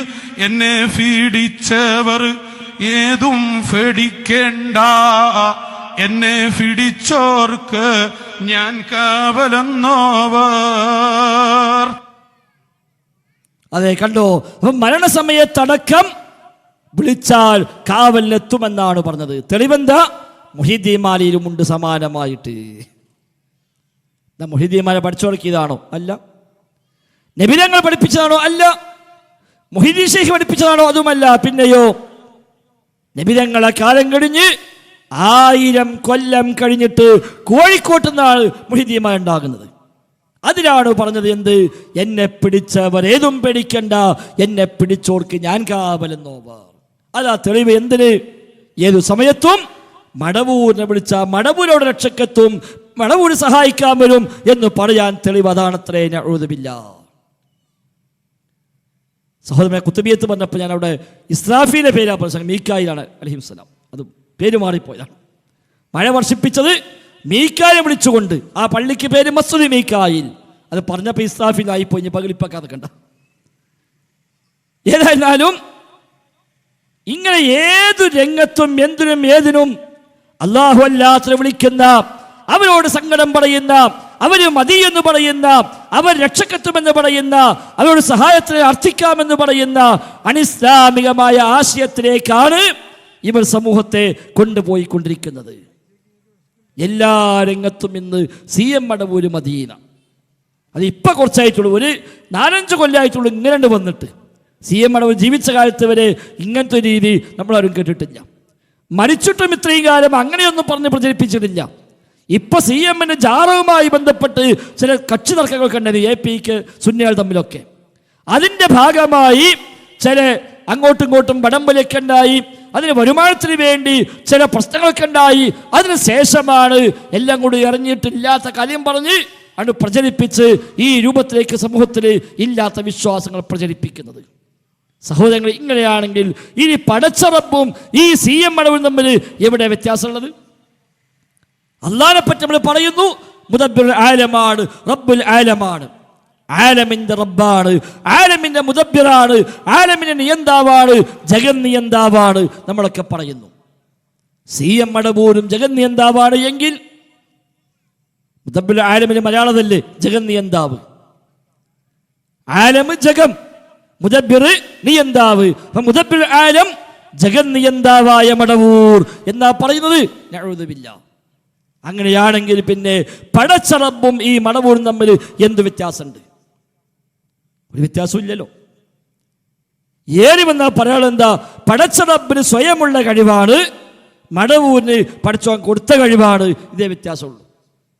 അപ്പൊ പടച്ച റബ്ബ് പഠിച്ചോനെ പോലത്തെ ഒരു പടപ്പിനാണ് ഉണ്ടാക്കിയിട്ട് എല്ലാ കഴിവും കൊടുത്ത് ലോകം മൊത്തം നീ നോയിക്കോ എന്നും പറഞ്ഞ് കംപ്ലീറ്റ് അധികാരം അവകാശം കൊടുത്ത് എല്ലാം ഏൽപ്പിച്ചു കൊടുത്തു. അള്ളാഹിനെ പോലെ മറ്റൊന്നിനെ ഉണ്ടാക്കി എന്നല്ലേ അതിനർത്ഥം? നഊദു ബില്ലാഹ്. അവിടെയാണ് ഇപ്പോൾ ഉസ്താദുമായി തിരിക്കുന്നത്. അപ്പോഴാ ചില മൂലമൊക്കെ തോന്നുന്നത് അങ്ങനെയാണെങ്കിൽ പിന്നെ CM പഠിച്ചോൻ തന്നെയാണ്. അപ്പൊ അതിനും കഥ ഉണ്ടാക്കി. CM പറഞ്ഞിട്ടുണ്ടത്രേ, അനല്ലാ, ഞാൻ തന്നെ അല്ലാന്ന്, ഞാൻ തന്നെ അല്ലാന്ന് CM പറഞ്ഞു എന്ന്. അത് കറാമത്തായിക്കൊണ്ട് മഹത്വമായിക്കൊണ്ട് ഉസ്താദുമാർ പ്രസംഗിക്കുന്നു. കേട്ടോളൂ നിങ്ങൾ ഉസ്താദുമാരുടെ ആ പ്രസംഗം. ഇന്നും മടവൂരിലുള്ള റഷീദ് മുസ്ലിയാർ, എൻ്റെ ധാരണ ഓർമ്മ ശരിയാണെങ്കിൽ അദ്ദേഹത്തിന്റെ പേര് റഷീദ് ഉസ്താദ് എന്നാണ്, ഷെയ്ഖുനാന്റെ കുടുംബക്കാരൻ. അവരുണ്ട് അണ്ടോണയിൽ മഹാനായ ഷെയ്ഖുനയുമായി ബന്ധപ്പെട്ട സംഭവം. അനല്ലാ എന്ന് തന്നെ ഷെയ്ഖുന പറഞ്ഞ സംഭവം ഉണ്ടായി. ആ കാലത്ത് ജീവിച്ചിരിക്കുന്ന വലിയ പണ്ഡിതനാണ് അണ്ടോണ അബ്ദുള്ള മുസ്ലിയാർ. ഉടൻ അബ്ദുള്ള മുസ്ലിയാർ ഷെയ്ഖുനാന്റെ അടുത്ത് വന്നു. എന്താണ് ഇപ്പൊ പറഞ്ഞുകൊണ്ടിരിക്കുന്നത്? ഹുവ ഹികായത്തും മിനല്ലാഹ്, ഷെയ്ഖുന പറഞ്ഞു. ആലിമിനോടാ മറുപടി. വലിയ ആലിമാണ് ഷെയ്ഖുന. രണ്ടാൾക്ക് കാര്യം മനസ്സിലായി, ശാന്തമായി. അന്ന് ഹല്ലാജുൽ മൻസൂർ പറഞ്ഞ പ്രയോഗങ്ങൾ നടത്തിയിട്ടുണ്ടെങ്കിലും അതിന്റെ പേരിൽ ഇവിടെ ഒന്നും ഉണ്ടായിട്ടില്ല. കാര്യങ്ങൾ ബോധ്യപ്പെടുത്തുന്ന വലിയ ഹിക്മത്തുടയവരാണ് മഹാനരായ ഷെയ്ഖുന. അതെ, അപ്പൊ കണ്ടോ എന്താണ് അനല്ലാ, ഞാനാണ് അല്ലാ എന്ന് പറഞ്ഞു. കാര്യം വ്യത്യാസമില്ല. ഏറി വന്ന ഒന്ന് സ്വയം ഉണ്ടായ അല്ല, മറ്റത് അല്ല സൃഷ്ടിച്ച വേറെ ഡ്യൂപ്ലിക്കേറ്റ് അല്ല എന്നല്ലേ വരുള്ളൂ വരെ വാദപ്രകാരം. അപ്പൊ ഞാനാണ് അല്ല എന്ന് പറഞ്ഞു. അവർ ചെന്ന് ചോദിച്ചു, അല്ല എന്താ ഈ പറയണത്? ഹികായത്തും മിനല്ലാ. എന്നാ കുഴപ്പമില്ല, ഇതെന്താ ന്യായം? അത് മൻസൂർ ഹല്ലാജ് പണ്ടു പറഞ്ഞ അതേ ആശയമാണ്. ഏതേ മൻസൂർ ഹല്ലാജ്? ഹിജ്റ 4-ാം നൂറ്റാണ്ടിൽ ജീവിച്ച, ബഗ്ദാദിൽ ജീവിച്ച ആളാണ് മൻസൂർ ഹല്ലാജ്. അയാൾ പ്രഖ്യാപിച്ചു അനല്ലാ, ഞാനാണ് അല്ലാഹ്. അന്ന് ഇസ്ലാമിക ഭരണമാണ് അവിടെ.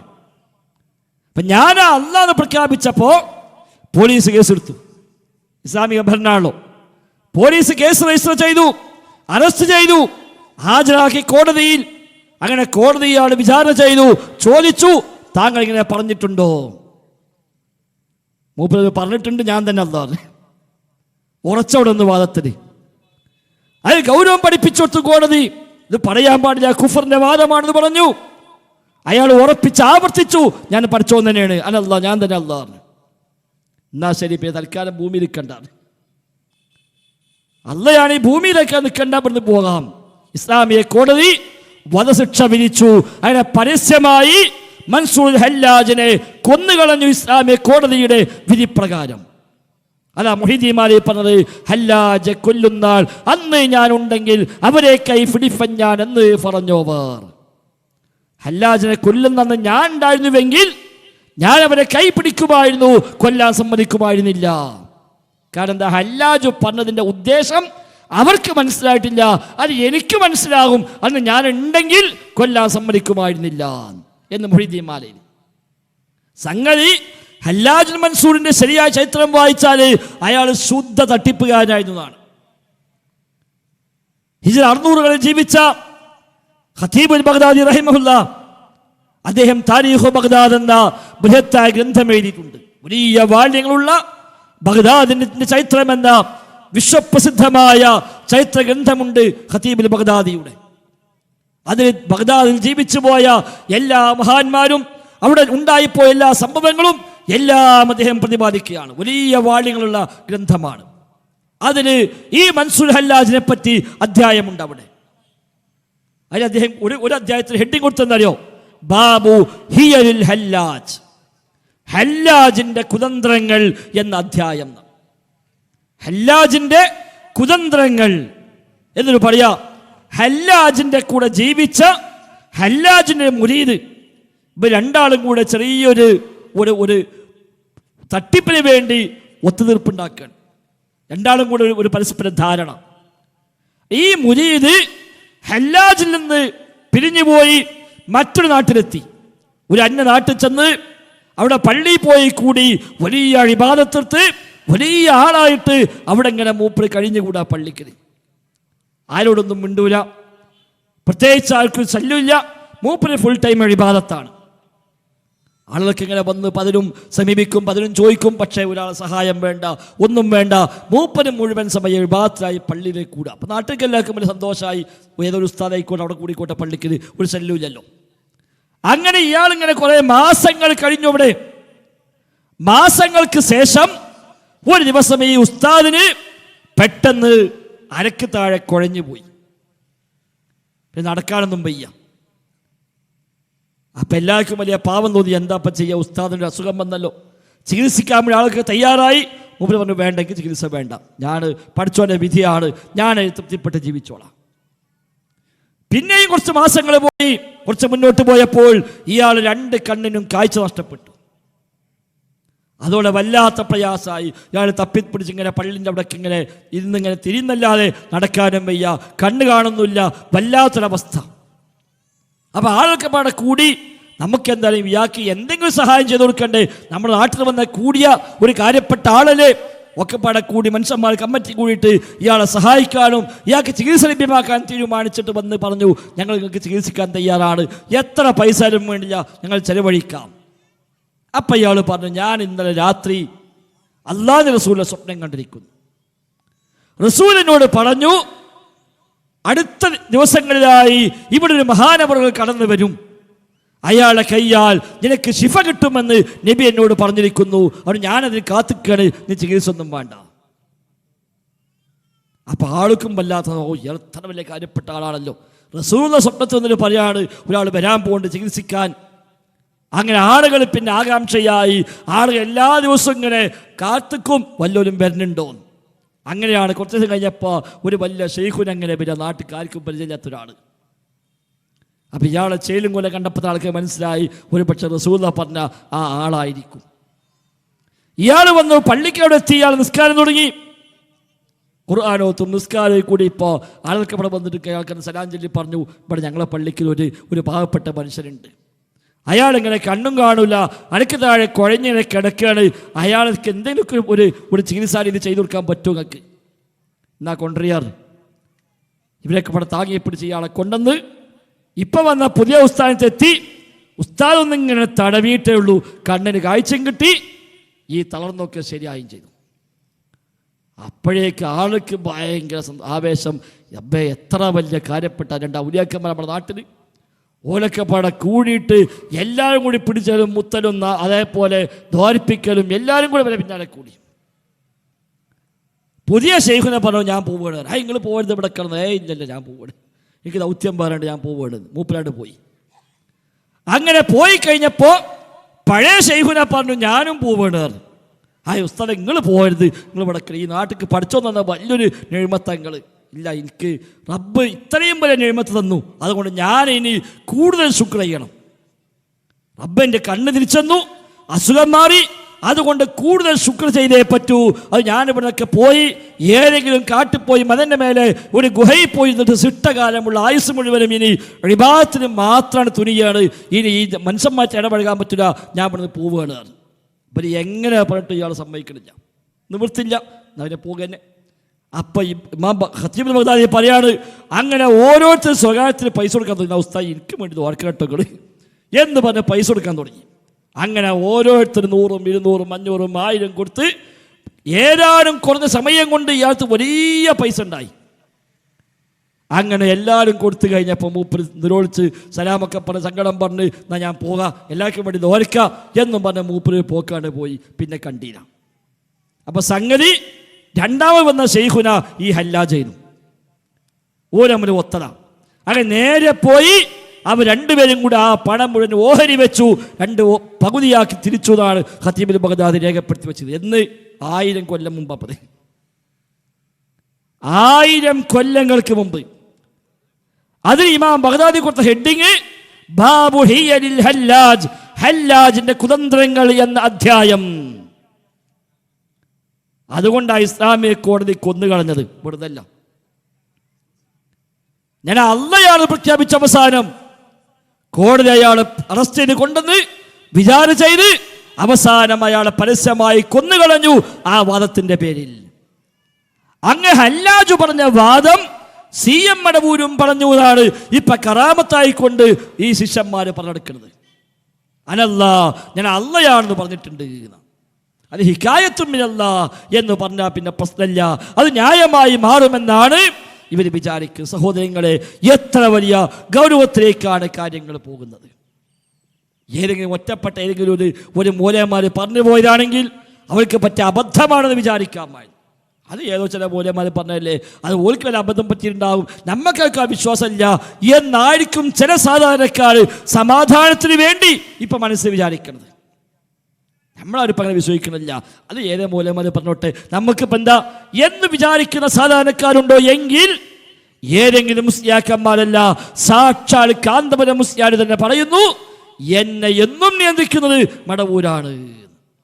എല്ലാ കാലത്തും മൂപ്പർക്ക് വേണ്ട എല്ലാ കൺട്രോളും അതെല്ലാം ചെയ്യുന്നത് CM തന്നെയാണ് എന്ന് അദ്ദേഹം തന്നെ പറയുന്ന സഹോദരന്മാരെ നിങ്ങൾ കേൾക്കുക. ശൈഖുൽ മശായിഖ് സുൽത്താനുൽ ഔലിയ ഖുതുബുൽ ഔലിയ ശൈഖ് മുഹമ്മദ് അബൂബക്കർ റളിയല്ലാഹു അൻഹു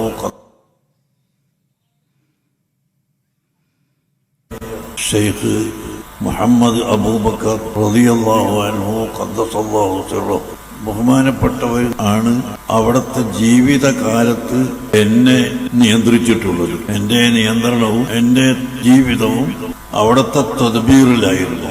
ആ തദ്ബീർ തന്നെ അവിടുത്തെ വഫാത്തിന്റെ ശേഷവും ഉണ്ട്. യാതൊരു കുറവും വരുത്താതെ ഹയാത്ത് കാലത്തുള്ള അതേ തദ്ബീർ എനിക്ക് ഇപ്പോഴും ലഭിച്ചുകൊണ്ടിരിക്കുകയുമാണ്. കണ്ടോ സഹോദരൻ, ഇനി ആരാ പറയേണ്ടത്? ഇനി ആരാ പറയേണ്ടത്? ജീവിതകാലത്തുള്ള അതേ തദ്ബീർ ഇതാ വഫാത്തിന് ശേഷവും എനിക്ക് ഇപ്പോഴും ലഭിച്ചുകൊണ്ടിരിക്കുന്നുണ്ട് എന്ന് പ്രഖ്യാപിക്കാൻ മാത്രം എങ്ങനെയാണ് ഇവിടെ കഥ പതിച്ചത്? എത്ര ലക്ഷം മനുഷ്യന്മാരെ ഈമാനാണ് ഈ ഒറ്റ വാക്ക് കൊണ്ട് തെറ്റിപ്പോവുക? ഒന്നും കാണാൻ ഉസ്താദ് പറയില്ലല്ലോ എന്ന് വിചാരിക്കുന്ന മനുഷ്യന്മാർ ഇവിടെ എമ്പാടുമുണ്ട്. അവരാണ് പറയുന്നത്. യഥാർത്ഥ CMന്റെ ചരിത്രം എല്ലാ സമസ്തക്കാരും ഇറക്കിയിട്ടുണ്ട്, APEക്ക് ഒക്കെ ഇറക്കിയിട്ടുണ്ട്. CM മടവൂരിന്റെ ചരിത്രം എന്താണ്? ഇനി ശരിയായ ചരിത്രം മുജാഹിദീങ്ങൾ ഇപ്പം അടുത്ത് ഇറങ്ങാനും പോകുന്നുണ്ട് CMനെ പറ്റി. നമ്മൾ കണ്ടതും കേട്ടോ അല്ല, അതിന് അപ്പുറത്ത് വേറൊരു CM ഉണ്ട്. ഇപ്പം കറാമത്ത് കഥയല്ലേ പറയുള്ളൂ, അതിന് അപ്പുറത്ത് മൂപ്പത്ത് വേറെ ചില കറാമ്പറപ്പ് കഥകളുണ്ട്. അത് മുഴുവൻ തേടി പിടിച്ച് ബൃഹത്തായ വലിയൊരു ബുക്കിൻ്റെ എല്ലാ പണിയും കഴിഞ്ഞിട്ടുണ്ട്. ഇപ്പം അടുത്ത് പുറത്തിറങ്ങും. അപ്പം കാണാം ഒറിജിനൽ CM ആരാന്നുള്ളത്. ഏതാണെങ്കിലും CM മടവൂരിനെ കുറിച്ച് APEക്ക് വിഭാഗങ്ങളൊക്കെ ബുക്കിറക്കി. ആ പുസ്തകത്തിൽ കാണാം എല്ലാവരും തർക്കമില്ലാതെ അംഗീകരിച്ച ചില യാഥാർത്ഥ്യങ്ങൾ. ഒന്ന്, CM മടവൂരിന് വളരെ വർഷങ്ങൾക്ക് മുമ്പേ തന്നെ തുടങ്ങിയതായിരുന്നു മൂത്ര സംബന്ധമായ ചില രോഗങ്ങൾ. അത് മരിക്കുന്നവരെ അദ്ദേഹത്തെ അലട്ടിയിരുന്നു എന്ന് എല്ലാവരും എഴുതിച്ചിട്ടുണ്ട്. 2, ബാത്റൂമിലേക്ക് പോകുമ്പോൾ കാല് സ്ലിപ്പായി അദ്ദേഹം വീണു, തുടയല് പൊട്ടി എന്ന് എഴുതി വെച്ചിട്ടുണ്ട്. അങ്ങനെ 1 മാസക്കാലം പൂർണ്ണമായും കിടപ്പിലായി. അന്ന് ഒരാൾക്കും ദർശനം കൊടുക്കുക പോലും ചെയ്യാൻ പറ്റിയില്ല എന്ന് വേദനയോടെ ഇവർ എഴുതി വെച്ചിട്ടുണ്ട്. അന്നും ഈ AP ഉസ്താദിന്റെ കൺട്രോള് മറ്റാളിൽ തന്നെയാണ്. അത് കഴിഞ്ഞ് മൂപ്പർക്ക് ഷുഗർ ബാധിച്ചു, പ്രമേഹമുണ്ടായി. പ്രമേഹമുണ്ടായി എന്ന് മാത്രമല്ല, ആ പ്രമേഹം കൂടി കൂടി അവസാനം കണ്ണിന്റെ കാഴ്ച പോയി എന്ന് എല്ലാ ചരിത്ര ബുക്കിലുണ്ട്. ഷാഹുൽ അമീൻ ശാന്തപുരം എന്ന് പറയുന്ന AP സുന്നികളുടെ എഴുത്തുകാരൻ, അയാൾ എഴുതി വെച്ചത് കാണാൻ വരുന്ന ആളുകളോട് ശൈഖുന പറയുമായിരുന്നു, ഇപ്പോൾ ആരെയും കാണാൻ സാധിക്കുന്നില്ല, നിന്റെ ശബ്ദം കേട്ടപ്പോഴാണ് ആളെ മനസ്സിലായത്. കാരണം എന്താ, കണ്ണിന്റെ കാഴ്ച പോയി, ഷുഗർ ഓവറായിട്ട്. നാലാമത്, കാലിന്റെ വിരലിൽ മുറിവുണ്ടായി, ഷുഗർ കാരണം ആ മുറിവ് മാറുന്നില്ല. അവസാനം കലന്തൻ വൈദ്യരാണ് CM മടവൂരിനെ ചികിത്സിച്ചത്. കലന്തൻ വൈദ്യര് CM ചികിത്സിച്ചു. ആ ചികിത്സ കൊണ്ടൊന്നും യാതൊരു കുറവുമില്ല. അവസാനം അലോപ്പതി ചെന്ന് ഡോക്ടർമാരെ കണ്ടു. ഡോക്ടർമാർ പറഞ്ഞു, ഈ വിരൽ മുറിച്ചു മാറ്റണം, അല്ലാതെ വഴിയില്ല. അദ്ദേഹം സമ്മതിച്ചില്ല മുറിക്കാൻ. അപ്പൊ രോഗി സമ്മതിക്കാതെ മുറിക്കാൻ പറ്റുന്നല്ലോ, അവിടെ മുറിച്ചില്ല. അങ്ങനെ മരിക്കുന്നവരെ ആ പ്രയാസമേറിയ ആ മുറിവുമായിട്ടാണ് CM കഴിച്ചു കൂട്ടിയത് എന്ന് എല്ലാവരും എഴുതി വെച്ചിട്ടുണ്ട്. AP-ക്കാരുടെ ബുക്കും ഈക്കാരുടെ ബുക്കും നമ്മൾ ആകെ തർക്കം എന്താ അറിയോ? AP-ക്കാരുടെ ബുക്കിൽ കാണും AP ഉസ്താദ് മയ്യത്ത് കുളിപ്പിക്കാനും AP ഉസ്താദ് മയ്യത്ത് നിസ്കാരത്തിൽ ഇമാമത്തിക്കാനൊക്കെ ഉണ്ടായിരുന്നു ഓല ബുക്കിൽ കാണും. ഈക്കാരുടെ ബുക്കിൽ കാണും അയാൾ അവിടേക്ക് വരാൻ നോക്കി പക്ഷെ സമ്മതിച്ചില്ല എന്ന് കാണും. ഇതേ വ്യത്യാസമുള്ളൂ, വേറെ വ്യത്യാസമൊന്നുമില്ല. കുളിപ്പിക്കാൻ വരാൻ നോക്കി പക്ഷേ ചാൻസ് കൊടുത്തില്ല. ഖബർക്ക് മയ്യത്ത് ഇറക്കുക, അവിടെയും വന്ന് തിരക്കി നോക്കി പക്ഷെ മൂപ്പരെ സമ്മതിച്ചില്ല. ഇമാമൊക്കെ മൂപ്പര് കുറെ മെനക്കെട്ട് നോക്കി, സമ്മതിച്ചില്ല. അവസാനം എല്ലാവരും നിസ്കരിച്ച് കഴിയുമ്പോൾ 34 കൂട്ടിയിട്ട് മൂപ്പര് നിസ്കരിച്ചു ഇമാമായിക്കൊണ്ട്. അതാ മറ്റൊരു എഴുതിയത് AP ഉസ്താദ് ഇമാം വന്നു. ആയിക്കോട്ടെ, അത് ആരും തന്നെ കുഴപ്പമില്ല, ഇമാമ എന്തെങ്കിലും ആയിക്കോട്ടെ. ഇതല്ലാത്ത ബാക്കി CM-മായി ബന്ധപ്പെട്ട വിഷയങ്ങളൊക്കെ 2 തരം ബുക്കിലും ഏതാണ്ട് ഒരേ രൂപത്തിലാണ്. എന്നിട്ടാണ് പറയുന്നത്, ലോകം മുഴുവനും അല്ല ഹയാത്ത് കാലത്തും വഫാത്തിന് ശേഷവും എല്ലാം നിയന്ത്രിക്കുന്നത് അദ്ദേഹമാണ്. CM-ന് ഉറക്കം വരെ ഇല്ലാതാ. കാരണം അള്ളാഹിനെ പറ്റി അള്ളാഹ് പറഞ്ഞാണല്ലോ, ലാ തഖുദുഹു സിനത്തും വലാ നൗം, ഉറക്കമില്ല മയക്കമില്ല. CM-ഉം ഉറങ്ങലില്ലാതെ. CM-ന് ഉറക്കമില്ലാതെ പറഞ്ഞോട്ടെ കേട്ടോളൂ നിങ്ങൾ, ഉറക്കമില്ല എന്ന് പറയണത്. കുനിക്കാരനായ ഒരു ഉസ്താദ് കാണാൻ ചെന്നു. അപ്പോൾ ശൈഖുന മടവൂർ അദ്ദേഹത്തോട് പറയാണ്, എനിക്ക് ഒരു ദിവസം 3 മിനിറ്റ് ഉറങ്ങാനാണ് അനുവാദമുള്ളത്. 3 വർഷക്കാലം തീരെ ഉറങ്ങിയില്ല, ഒന്ന് കിടക്ക പോലും ചെയ്തിട്ടില്ല, ഒന്ന് കാല് നീട്ടിയിരിക്കുക അതുമില്ല. ചാപ്പയിൽ ഉമർ മൂപ്പന്റെ വീട്ടിലെത്തിയപ്പോൾ നെരിക്കുനിക്കാരൻ ഉസ്താദ് കാണാൻ ചെന്നപ്പോൾ അദ്ദേഹത്തോട് പറയാണ്, അതേ എന്നോട് നേരിട്ട് പറഞ്ഞതാണ്, എന്നോട് മടവൂർ ശൈഖുന പറഞ്ഞു, ഇവർ നേരത്തെ പരിചയമുണ്ട് ഈ ഉസ്താദിന് മടവൂർ ശൈഖുനെ. അപ്പോൾ പറഞ്ഞു, എനിക്ക് 3 മിനിറ്റേ ഉറങ്ങാൻ അനുവാദമുള്ളൂ, 3 മിനിറ്റ് ഞാൻ ഉറങ്ങിയാൽ അന്ന് എനിക്ക് ക്ലേശമാണ്. ചിലപ്പോൾ ഞാൻ 2 മിനിറ്റ് ഉറങ്ങും, കുറച്ചൊക്കെ റാഹത്ത്. ചിലപ്പോൾ 1 മിനിറ്റ് ഉറങ്ങും, അപ്പോഴാണ് എനിക്ക് വല്ലാത്ത റാഹത്ത് ഉണ്ടാവുക. 1 മിനിറ്റ് എങ്ങനെ ഉറങ്ങല്? ഇങ്ങനത്തെ കുറെ പഠിക്കാനുണ്ട് ശൈഖുന മടവൂർ ഖദ്ദസല്ലാഹു സിറഹുൽ അസീസ് തങ്ങളിൽ. കണ്ടങ്ങള് മൂപ്പര് അത്രേ പെർമിഷൻ ഉള്ളൂ. കാരണം മൂപ്പര് ഉറങ്ങിയ പ്രശ്നമല്ലേ, മൂപ്പര് ഉറങ്ങിയ ലോകം എന്താ സംഭവിക്കാം? അവിടെ തൽക്കാലം ഒരു ആശ്വാസം, എന്താ കാല് നീട്ടാൻ പറ്റൂല, കിടക്കാൻ പറ്റൂല, പിന്നെ 3 മിനിറ്റ് ഉറങ്ങാം. ആ 3 മിനിറ്റ് ഇപ്പം പഠിച്ചോ നോക്കിക്കോളും ബാക്കി കാര്യങ്ങളൊക്കെ. തമ്മിൽ അഡ്ജസ്റ്റ്മെന്റ് ആയിരിക്കും, അല്ല അപ്പം എന്താ? സഹോദരന്മാരെ, എന്താണ് ഈ പറഞ്ഞുണ്ടാക്കുന്നത്? പടച്ച റബ്ബിനെ പറ്റി അല്ലാഹ് പറഞ്ഞിട്ടുണ്ട്, ലാ തഖുദുഹു സിനത്തും വലാ നൗം. അത് പറഞ്ഞിട്ടില്ലെങ്കിലും അതിന് താഴെ കണ്ടുള്ള പറച്ചിലാണല്ലോ ഇപ്പൊ ഇതൊക്കെ. ലോകത്ത് അമ്പിയാക്കൾ പോലും ഉറങ്ങിയല്ല, നിബിധങ്ങൾ ഉറങ്ങിയിട്ടില്ലേ? എല്ലാ അമ്പിയാക്കന്മാരും ഉറങ്ങിയവർ. അത് മനുഷ്യന്മാർക്കുള്ള ഉറക്കവും മയക്കവും ക്ഷീണവും തളർച്ചയും വിശപ്പും ദാഹവും ഒക്കെ. അതൊന്നും ഇല്ലാത്ത ഒരു അതിമാനുഷനാണ് ഇത് സ്ഥാപിക്കാനുള്ള പണിയാത്. 3 കൊല്ലം തീരെ ഉറങ്ങിയിട്ടില്ല, 3 കൊല്ലം തീരെ ഉറക്കമില്ല. ഉറങ്ങിയപ്പോൾ തന്നെ ആകെ ഉറങ്ങിയത് പെർമിഷൻ 3 മിനിറ്റ്, പക്ഷെ 2 മിനിറ്റ് ആകുമ്പോൾ നിർത്തും, അത്ര മതി. നമ്മളിത് 10 പെർമിഷൻ 9 നിർത്തുന്ന വയത് എന്ന് പറഞ്ഞ പോലെയാണ്. 3 മിനിറ്റ് പെർമിഷൻ ഉണ്ട്, പക്ഷേ 1 മിനിറ്റ് 1.5 മിനിറ്റ് 2 മിനിറ്റ് ഒക്കെയാണ് ആകെ ഉറങ്ങൽ. മറ്റു വല്ലാത്ത ബേജാറാണ്. ഇതൊക്കെ പാടെ തകർന്നാലോ, വിമാനമൊക്കെ പാടെ കൂട്ടിമുട്ടി എല്ലാം കൂടി തകർന്നാലോ? അവൻ മൂപ്പര് ഉറങ്ങലില്ല. സഹോദരന്മാരെ, എന്തെല്ലാം വേദം. അപ്പം ചിലപ്പോൾ ചില മനുഷ്യന്മാർക്ക് അതൊക്കെ ഇപ്പോൾ ആലങ്കാരികമായിട്ട് പറഞ്ഞതാവുന്നു. അങ്ങനെ ഇപ്പം മുദബ്ബിറാണ്, ഉറങ്ങലില്ല, പൊത്തന്നെ എന്ത്, അതൊക്കെ ഒരു ആലങ്കാരിക പ്രയോഗം. അങ്ങനെ ഇപ്പം എന്തെല്ലാം പ്രയോഗിക്കുന്നുണ്ട്. അല്ലാതെ ഇപ്പം അതിനപ്പുറത്തൊരു യഥാർത്ഥമൊന്നും ഉണ്ടാവില്ല എന്നാണ് ചില ആളുകൾ സ്വകാര്യമായി അവിടെയും ഇവിടെയും മാറുന്ന കേൾക്കുന്ന ചില മൂലച്ചാളുണ്ടാവും. ഓരൊക്കെ അപ്പം വിചാരിക്കുക അതൊക്കെ മോരി അങ്ങനെയൊക്കെ പറയാനുണ്ടോ, ഇതൊക്കെ ഇപ്പോൾ ഒരു മജാസ്, ഒരു ആലങ്കാരികമായിട്ടാണ് പറഞ്ഞതാണ്, ഹക്കീക്കിയായ അർത്ഥത്തിലൊന്നും ആവൂല, യഥാർത്ഥ അർത്ഥമൊന്നും ആവൂല. നമ്മളൊക്കെ അങ്ങനെ ആലങ്കാരിക എന്തെല്ലാം പറഞ്ഞിട്ടുണ്ട്. പത്രം വായിച്ചാൽ കാണാലോ, ഒരുപാട് വാർത്തകൾ അതൊക്കെ ചില ആലങ്കാരിക പ്രയോഗങ്ങളൊക്കെ കാണാൻ പറ്റും. ഇന്ത്യ നടുങ്ങി, ഇന്ത്യ നടുങ്ങിയിട്ടില്ല, നടുങ്ങിയത് മനുഷ്യന്മാരാണ്. പക്ഷെ കൊടുക്കുന്നത് എന്താണ്? ഇന്ത്യ നടുങ്ങി, ലോകം നെട്ടിത്തിരിത്തരിച്ചു. ലോകം നെട്ടുന്നല്ലോ, മനുഷ്യന്മാർ നെട്ടു. എന്നാലും എഴുതലങ്ങനല്ലേ. അപ്പൊ അതാണ് ആലങ്കാരികം എന്ന് പറയാം. അങ്ങനെയൊക്കെ വല്ല ആലങ്കാരികമായിരിക്കും എന്ന് മാത്രമല്ല, ചില മൗലവിമാർക്ക് ഈ പറഞ്ഞതൊക്കെ കുറച്ച് ഓവറാണ് അഭിപ്രായം ഉണ്ടായി. പേരോട് മുസ്ലിം അടക്കമുള്ള ആളുകൾ, അനവി സഖാഫിയുള്ള ആളുകളൊക്കെ അവർക്കൊക്കെ അഭിപ്രായം ഉണ്ടാകും, അത് കുറച്ച് അധികമായി ഇപ്പം അങ്ങനെ പറയാൻ പറ്റൂല.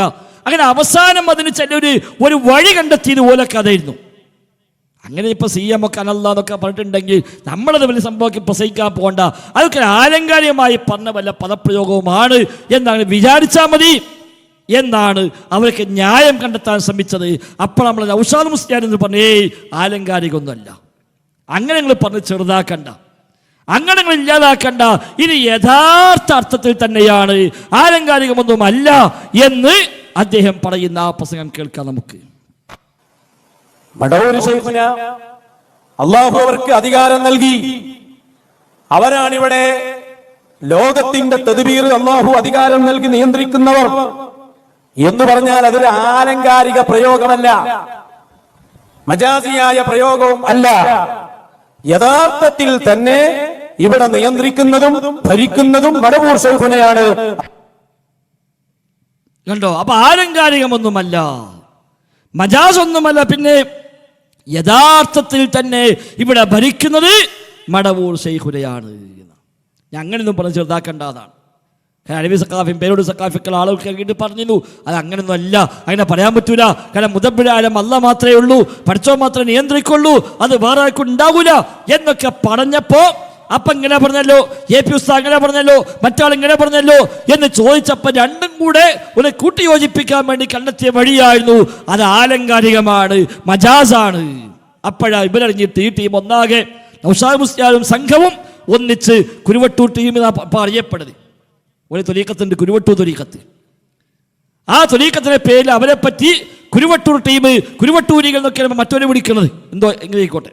അപ്പൊ അവരൊന്നിച്ചെറിഞ്ഞിട്ട് പറഞ്ഞു, ഏയ് അതൊന്നുമല്ല, അത് മജാസല്ല, ആലങ്കാരികമല്ല, അത് യഥാർത്ഥ ആശയത്തിൽ തന്നെയാണ്.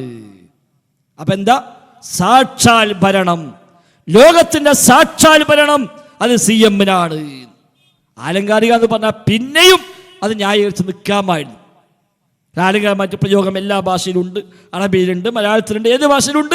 ഖുർആനും ഹദീസിലും അടക്കം ചില പദപ്രയോഗങ്ങളൊക്കെ ആലങ്കാരികമായി വന്നത് കാണാനും കഴിയും. അങ്ങനെയെങ്കിലും പറഞ്ഞ് ഒപ്പിക്കാം. ഇപ്പൊ സൂറത്തുൽ കഹ്ഫിൽ കാണാം, ഒരു മൂസാ നബിയുടെയും ഖിദർ ഇസ്ലാമിന്റെ സംഭവം പറയുമ്പോൾ അവരിങ്ങനെ ചെന്നു, നാട്ടിൽ കയറി, അവിടെ ചെന്ന് ഭക്ഷണം ആവശ്യപ്പെട്ടു, ഭക്ഷണം കിട്ടിയില്ല. അങ്ങനെ ഫവജദ ഫിഹാ ജിദാറൻ യുരീദു അൻ യൻഖല്ല, പൊളിഞ്ഞു വീഴാൻ ഉദ്ദേശിക്കുന്ന ഒരു മതിലിനെ കണ്ടു അവർ. പൊളിഞ്ഞു വീഴാൻ ഉദ്ദേശിക്കുന്ന മതിൽ. ഇപ്പം മതിൽ ഉദ്ദേശിക്കോ? ഒരു മതിലിങ്ങനെ ആലോചിക്കും, എന്താ പണ്ട് പൊളിഞ്ഞാലോ, അല്ലെങ്കിൽ വേണ്ട, ഇന്ന് വേണ്ട, നാളെ നോക്കാം, അതുണ്ടാവില്ലല്ലോ. പക്ഷെ പ്രയോഗം അതാണ് ഖുർആനിന്റെ. യുരീദു അൻ യൻഖല്ല, തകരാൻ ഉദ്ദേശിക്കുന്ന ഒരു മതിലിനെ കണ്ടു. വസ്അലിൽ ഖറിയ, ഗ്രാമത്തോട് ചോദിച്ചു നോക്കുക താങ്കൾ. ഗ്രാമത്തോട് ചോദിക്കാൻ പറ്റുമോ? പറ്റൂലല്ലോ. പിന്നെയോ ഗ്രാമവാസികളോട് ചോദിക്കുക. പക്ഷെ ഉപയോഗിച്ച പ്രയോഗമോ വസ്അലിൽ ഖറിയ, ഗ്രാമത്തോട് ചോദിക്കൂ. ഉദ്ദേശം വസ്അൽ അഹ്ലൽ ഖറിയ, ഗ്രാമവാസികളോട് ചോദിക്കുന്ന ഉദ്ദേശം. പക്ഷെ പറഞ്ഞത് ഗ്രാമത്തോട് ചോദിക്കൂ എന്നാണ്. അപ്പൊ അതൊക്കെയാണ് ആലങ്കാരിക പ്രയോഗം എന്ന് പറയുന്നത്. അങ്ങനെ ആലങ്കാരികമാണെന്ന് പറഞ്ഞാൽ നമുക്ക് പിന്നെയും അത് എന്തെങ്കിലും ന്യായമുണ്ട്, എന്തെങ്കിലും വജഹുണ്ട് എന്ന് ഉണ്ടാക്കി തീർക്കാമായിരുന്നു. പക്ഷേ അതുമല്ല, നേർക്കുനേരെ ഹഖീഖിയായതാണ്. ഇപ്പം അവസാനം മൂലമാർ തമ്മിലാണ് പ്രശ്നം. നമ്മൾ ഈ വക പ്രസംഗം വന്നപ്പോഴേ മുജാഹിദീങ്ങൾ പറഞ്ഞു, ഇത് പിടുത്തം വിട്ട കേസാണ്, ഇത് കുഫറാണ്, ഇത് ശിർക്കാണ്. പടച്ച റബ്ബിന് പങ്കുകാരെ സ്ഥാപിക്കുകയാണ്, CM-നെ റബ്ബിന്റെ സ്ഥാനത്തേക്ക് കൊണ്ടുവരികയാണ്, റബ്ബിനെ തുല്യനാക്കി മാറ്റുകയാണ്. ഇത് പറയാൻ പാടില്ല, ഇത് അപകടമാണ് എന്ന് നമ്മളൊക്കെ ഒന്ന് പറഞ്ഞപ്പോ ഹേ കണ്ടോ, ഒരു നമ്മളെ മുസ്ലിക്കാക്കാണ്, ഒരു നമ്മളെ കാഫിറാക്കാണ് എന്ന് പറഞ്ഞ വഹാബികൾക്കെതിരെ എന്ന് പറഞ്ഞ് രംഗത്തിറങ്ങിയ ആളുകൾ ഇപ്പം ഇത്രയും ഇവർ പറഞ്ഞപ്പോ ഇപ്പൊ മൂലമായി തന്നെ അടങ്ങി ഇത് കുഫറാണ്, ഇത് കുഫറാണ്, ഇത് ദീനിന്റെ വിശ്വാസമല്ല, ഇസ്ലാമിന്റെ വിശ്വാസമല്ല എന്ന് പറഞ്ഞ് അവർ തന്നെ പറയാൻ തുടങ്ങി. കേട്ടോളൂ നിങ്ങൾ. ഈ വാദം കുഫറിന്റെ വാദമാണ്, ഹഖീഖിയായ തദ്ബീർ. എന്നിട്ട് അദ്ദേഹം പറയണ സംശയം വേണ്ട, മജാസല്ല. നോക്കൂ നിങ്ങൾ, ഇത് അപകടകരമായ വിശ്വാസമാണ്. മൗലവി ഈ വാദം കുഫറിന്റെ വാദമാണ്. ഹഖീഖിയായ തദ്ബീർ അല്ലാഹു തആലക്ക് മാത്രമേ ഉള്ളൂ. കഴിഞ്ഞ എന്റെ പ്രഭാഷണത്തിൽ ഞാൻ മൗലവിയെ പഠിപ്പിച്ചിട്ടുണ്ട്. ശറഹുൽ ഖായിദ തിരിച്ച് പഠിപ്പിച്ചില്ലേ? ഹബീബായ നബി സല്ലല്ലാഹു അലൈഹി വസല്ലമ തങ്ങൾ ഹിദായത്താക്കും എന്ന് പറഞ്ഞാൽ വഖത്തുലാഫുൽ ഹിദായത്തു ഇലൻ നബി സല്ലല്ലാഹു അലൈഹി വസല്ലമ മജാസൻ ബിതരീഖി തസബ്ബുബി. നബി സല്ലല്ലാഹു അലൈഹി വസല്ലമ തങ്ങൾ ഹിദായത്താക്കും എന്ന് ചിലപ്പോൾ നമ്മൾ പറയും, അത് മജാസാണ്, ഹഖീഖത്തല്ല. ഹഖീഖത്തിലുള്ളതൊക്കെ അള്ളാഹുവിൻ്റെതാണ്, ഹഖീഖത്തിലുള്ള കഴിവ് അള്ളാഹുവിൻ്റെതാണ്. എനിക്ക് കഴിയുമെന്ന് പറഞ്ഞാൽ അതിന്റെ അർത്ഥം അത് മജാസിയായ പ്രയോഗമാണ്, ആലങ്കാരികമാണ്. എന്നാൽ മൗലവി പറയുന്നു സിയം വലില്ലാഹി തങ്ങൾക്ക് ഹഖീഖത്തൻ തദ്ബീർ ഉണ്ട്, അത് കുഫറിന്റെ വാദമാണ്. കണ്ടോ, ഇപ്പൊ ക്ലിയറായി. ഇത് എല്ലാ വിഷയത്തെയും ഉസ്താദ്മാരെ സ്വീകരിച്ചാലോ പ്രശ്നം തീർന്നു, പ്രശ്നം തീർന്നു. ഹഖീഖിയായി ഇല്ല, കഴിവില്ല, പിന്നെ ആലങ്കാരികമായ പ്രയോഗമേ ഉള്ളൂ എന്ന് വന്നാൽ പ്രശ്നം തീർന്നു. പക്ഷെ ഇവിടെ സമസ്തയുടെ വിശ്വാസം എന്താ? അല്ലാഹുല്ലാത്ത വിളി കേൾക്കും, അവരെ അറിയും, അവർ സഹായിക്കും, ഇടപെടും എന്നല്ല വിശ്വാസം. അപ്പൊ ഹഖീഖത്തൊന്നുമില്ല, അവരെ കേൾക്കൂല, അറിയൂല, ഇടപെടൂല എന്ന് പ്രഖ്യാപിച്ചാൽ പിന്നെ തർക്കമില്ല. വല്ലാ നിലത്തിയിലും എന്നെ വിളിപ്പോർക്ക് ബൈബൂടതു തീരം ചെയ്യും ഞാനെന്നോവർ. ഏത് നാട്ടിൽ നിന്ന് വിളിച്ചാലും ശരി, വായ പൂടും മുമ്പ് ഉത്തരം ചെയ്യാം എന്ന് മുഹീദ്ദീന്മാരെ കാണാം. ഇല്ല, അങ്ങനെ ചെയ്യൂല എന്നല്ലേ ഇപ്പം വ്യക്തമായത്. ഈ സുന്നിന്റെ ഈ ഉസ്താദിന്റെ പ്രസംഗത്തിന് മനസ്സിലായെന്താ? ഇല്ല, അങ്ങനെ ഉത്തരം ചെയ്യൂല, അങ്ങനെ മാലിന്യൊക്കെ കാണും, അത് ആലങ്കാരികമാണ്. എന്നാ പ്രശ്നം തീർന്നു. ഒരു പരിധി വരെ തർക്കം അവസാനിക്കും അങ്ങനെ സമ്മതിച്ചാൽ. പക്ഷെ അപ്പുറത്തോ മൊയ്തീൻ ഷെയ്ഖിനെ കുറിച്ച്, റിഫായി ഷെയ്ഖിനെ കുറിച്ചൊക്കെ മാലയിൽ, മൗലീദിൽ, റാത്തീബിൽ, കുത്തുബിയത്തിൽ വന്നതിനെയെല്ലാം ഇവർ അംഗീകരിക്കുന്നു എന്ന് മാത്രമല്ല, അത് സ്ഥാപിക്കാൻ ശ്രമിക്കുന്നു. മാത്രമല്ല, മക്കത്തെ മുസ്ലിക്കിന്റെ വിശ്വാസമാണ് ഇത് എന്ന് മുജാഹിദീങ്ങൾ പണ്ടേ പറഞ്ഞു. മക്ക മുസ്ലിക്കിന്റെ വിശ്വാസമാണ്. അവര് പോലും ഇത്ര പറഞ്ഞിട്ടില്ല. ഇപ്പോൾ ഓല് പറയാൻ തുടങ്ങി. അവർ തന്നെ അത് അംഗീകരിക്കെത്തി. കേൾക്കാൻ നമുക്ക് ആ ഒരു ഭാഗം കൂടെ. അല്ലാഹു തആല സ്വന്തം കൈകൊണ്ട് തദ്ബീർ ചെയ്യുന്നു. മറ്റൊരാൾക്ക് തദ്ബീർ ചെയ്യാൻ അള്ളാഹു കൈകൊടുത്താൽ ഈ പ്രപഞ്ചത്തെ മുഴുവൻ തദ്ബീർ ചെയ്യാൻ സാധിക്കും എന്നാണ് ആര് വാദിക്കുന്നത്? നമ്മുടെ നൗഷാദ് വാദിക്കുന്നത്. അങ്ങനെയാണെങ്കിൽ പിന്നെ ഉലൂഹിൻ ഇലാഹിന്റെ ഖവാസിൽപ്പെട്ടതാണ് എന്ന് ഈ 4 എണ്ണത്തിന് പ്രത്യേകമായി പറയേണ്ടതുണ്ടോ? ഏതൊന്നും അങ്ങനെ തന്നെയല്ലേ. ഈ 4 കാര്യങ്ങൾ എടുത്തു പറയേണ്ടതുണ്ടോ? ഏത് വിഷയമായാലും സ്വയം കഴിവുകൊണ്ട് അള്ളാഹു തആല സൃഷ്ടികൾക്ക് അള്ളാഹ് കൊടുത്ത കഴിവുകൊണ്ട് എന്നല്ലേ പറയാം. അപ്പൊ ഈ 4 എണ്ണം പറയാൻ കാരണം എന്താണ്? ഇത് സൃഷ്ടികൾ ഒരിക്കലും ഉണ്ടാവില്ല, ഇതങ്ങനെ കൊടുക്കാൻ പറ്റിയതല്ല. ഏതുപോലെ ആരാധനക്കുള്ള അർഹത അള്ളാഹു തആല സ്വന്തം കഴിവുകൊണ്ട് ആരാധനക്ക് അർഹതയുള്ളവനാണ്. മറ്റൊരാൾക്ക് അള്ളാഹു കൊടുത്ത കഴിവുകൊണ്ട് അയാൾ ആരാധനക്ക് അർഹനാണ്. അതുപോലെ സൃഷ്ടിക്കുക എന്നുള്ളത്, ജിസ്മുകളെ പടക്കുക എന്നുള്ളത് അള്ളാഹു സ്വന്തം കൈകൊണ്ട് പടക്കുന്നു, അതേസമയത്ത് മറ്റൊരാൾക്ക് അള്ളാഹു കൊടുത്ത കൈകൊണ്ട് പടക്കുന്നു. ഇങ്ങനെ പറയാൻ പാടില്ല. കാരണം ഒരു സൃഷ്ടിയെ ഒരിക്കലും സൃഷ്ടാവില്ല. ഒരു സൃഷ്ടാവിനെ സൃഷ്ടിക്കാൻ ഒരിക്കലും സാധ്യമല്ല എന്ന് പറഞ്ഞാൽ അങ്ങനെ സംഭവിക്കില്ല, അസംഭവ്യമാണ്. സൃഷ്ടാവ് എപ്പോഴും എന്തായിരിക്കണം? വാജിബുൽ വുജൂദായിരിക്കണം, ഇലാഹായിരിക്കണം. വാജിബുൽ വുജൂദായിരിക്കണം, സ്വയം പര്യാപ്തനായിരിക്കണം സൃഷ്ടാവ്. അപ്പൊ മറ്റൊരാൾക്ക് കൈ കൊടുത്തിട്ട് പടക്കാൻ കഴിയുമെന്ന് വന്നാൽ അള്ളാഹു തആലക്ക് വേറെ ആൾ കൈ കൊടുത്തതായിക്കൂടെ? മക്കാ മുശ്രിക്കിന്റെ ഒരു വാദാണ്. കണ്ടോ, ഇപ്പൊ അവർ തമ്മിൽ പറയാൻ ഇത് മക്കാ മുശ്രിക്കിന്റെ വാദാണ്. നമ്മൾ എത്ര കാലത്ത് പറഞ്ഞു? നമ്മൾ പറഞ്ഞപ്പോ എന്താ, അപ്പൊ മക്കാ മുശ്രിക്ക് ഞങ്ങൾ വെള്ളപൂശാണ്, ഓരോ ഉഷാറാക്കാണ് എന്നാണ് അന്ന് ഉസ്താദ്മാർ പറഞ്ഞത്. ഇപ്പൊ അവർ തന്നെ പറയാൻ തുടങ്ങി, CM മടവൂന് ഹഖീഖിയായ ഭരണമുണ്ടെന്ന് പറഞ്ഞാൽ അത് മക്കാ മുശ്രിക്കിന്റെ വാദമാണ്.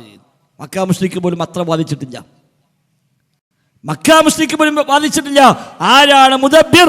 വമൻ യുദബ്ബിറുൽ അംറ, കാര്യങ്ങൾ നിയന്ത്രിക്കുന്ന മുദബ്ബിറാരെ എന്ന ചോദ്യത്തിന് അവരെ മറുപടി അല്ലാഹു എന്നാകുന്നു. അതല്ലേ ഖുർആൻ പഠിപ്പിച്ചത്? ഇവിടെയോ അതല്ല. മുദബ്ബിറുൽ ആലം, ലോകത്തിന്റെ മുദബ്ബിറാര് എന്ന ചോദ്യത്തിന് CM മടവൂർ എന്നാണ് ഈ ഉസ്താദുമാർ മറുപടി പറയുന്നത്. അവരെക്കാൾ അപ്പുറത്തേക്ക് എത്തി. അപ്പൊ ഉലൂഹിയത്തിന്റെ ഖവാസാണ്, അഥവാ ഇലാഹിന് മാത്രമുള്ളതാണ് എന്ത്? സൃഷ്ടിപ്പ്, നിയന്ത്രണം, അതേപോലെ ആരാധനക്ക് അർഹതയാവുക എന്നത്. ഇതൊക്കെ ഖവാസുൽ ഉലൂഹിയ, ഉലൂഹിയത്തിന്റെ ഇലാഹാവുക എന്നതിന്റെ പ്രത്യേകതയാണ്. അത് അല്ലാഹു വേറെ കൊടുക്കൂല. അതാ ഉസ്താദന്മാരെ കണ്ടുപിടുത്തം. സൃഷ്ടിക്കുക എന്ന അള്ളാഹ്ക്ക് മാത്രം, അതല്ല വേറെ കൊടുത്തു നിശ്ചയിക്കാൻ പറ്റൂല. അതേപോലെ നിയന്ത്രിക്കുക, തദ്ബീർ, മുദബ്ബിർ, അത് അള്ളാഹ് മാത്രം, അത് വേറെ കൊടുക്കാൻ പറ്റൂല. എന്നപ്പോ ഇലാഹാവുക, ആരാധനാവുക, അത് അള്ളാഹ്ക്ക് മാത്രം, അത് വേറെ ആൾക്ക് കൊടുക്കാൻ പറ്റൂല. അല്ലാത്തൊക്കെ കൊടുക്കുന്നതിന് കുഴപ്പമില്ല എന്നാണ് ഒലിപ്പ പറയണത്. യഥാർത്ഥത്തിൽ ഒന്നും കൊടുക്കൂല. പടച്ച റബ്ബിന് ഖവാസായ എന്തൊക്കെയുണ്ടോ അത് അള്ളാഹ്ക്ക് മാത്രം. വലം യകുൽ ലഹു കുഫുവൻ അഹദ്, റബ്ബിന് തുല്യമായി ഒരാളും തന്നെ ഇല്ല. ലൈസ കമിസ്ലിഹി ശൈ, അവനെ പോലെ യാതൊന്നുമില്ല. അതുകൊണ്ട് അള്ളാഹുവിന്റെ നാമങ്ങൾ അള്ളാഹുവിന് മാത്രം, അവന്റെ വിശേഷങ്ങൾ അവന് മാത്രം, അവന്റെ പ്രവൃത്തികൾ അവന് മാത്രം. പടച്ച റബ്ബിനെ പോലെ ഒന്നുമില്ല, ആരുമില്ല. ഇതംഗീകരിച്ച പ്രശ്നം തീരും. ഇപ്പൊ 4 സംബന്ധിച്ചു, 4 അള്ളാഹ്ക്ക് മാത്രമേ ഉള്ളൂ, അത് വേറെ ആർക്കും കൊടുക്കാൻ പറ്റൂല.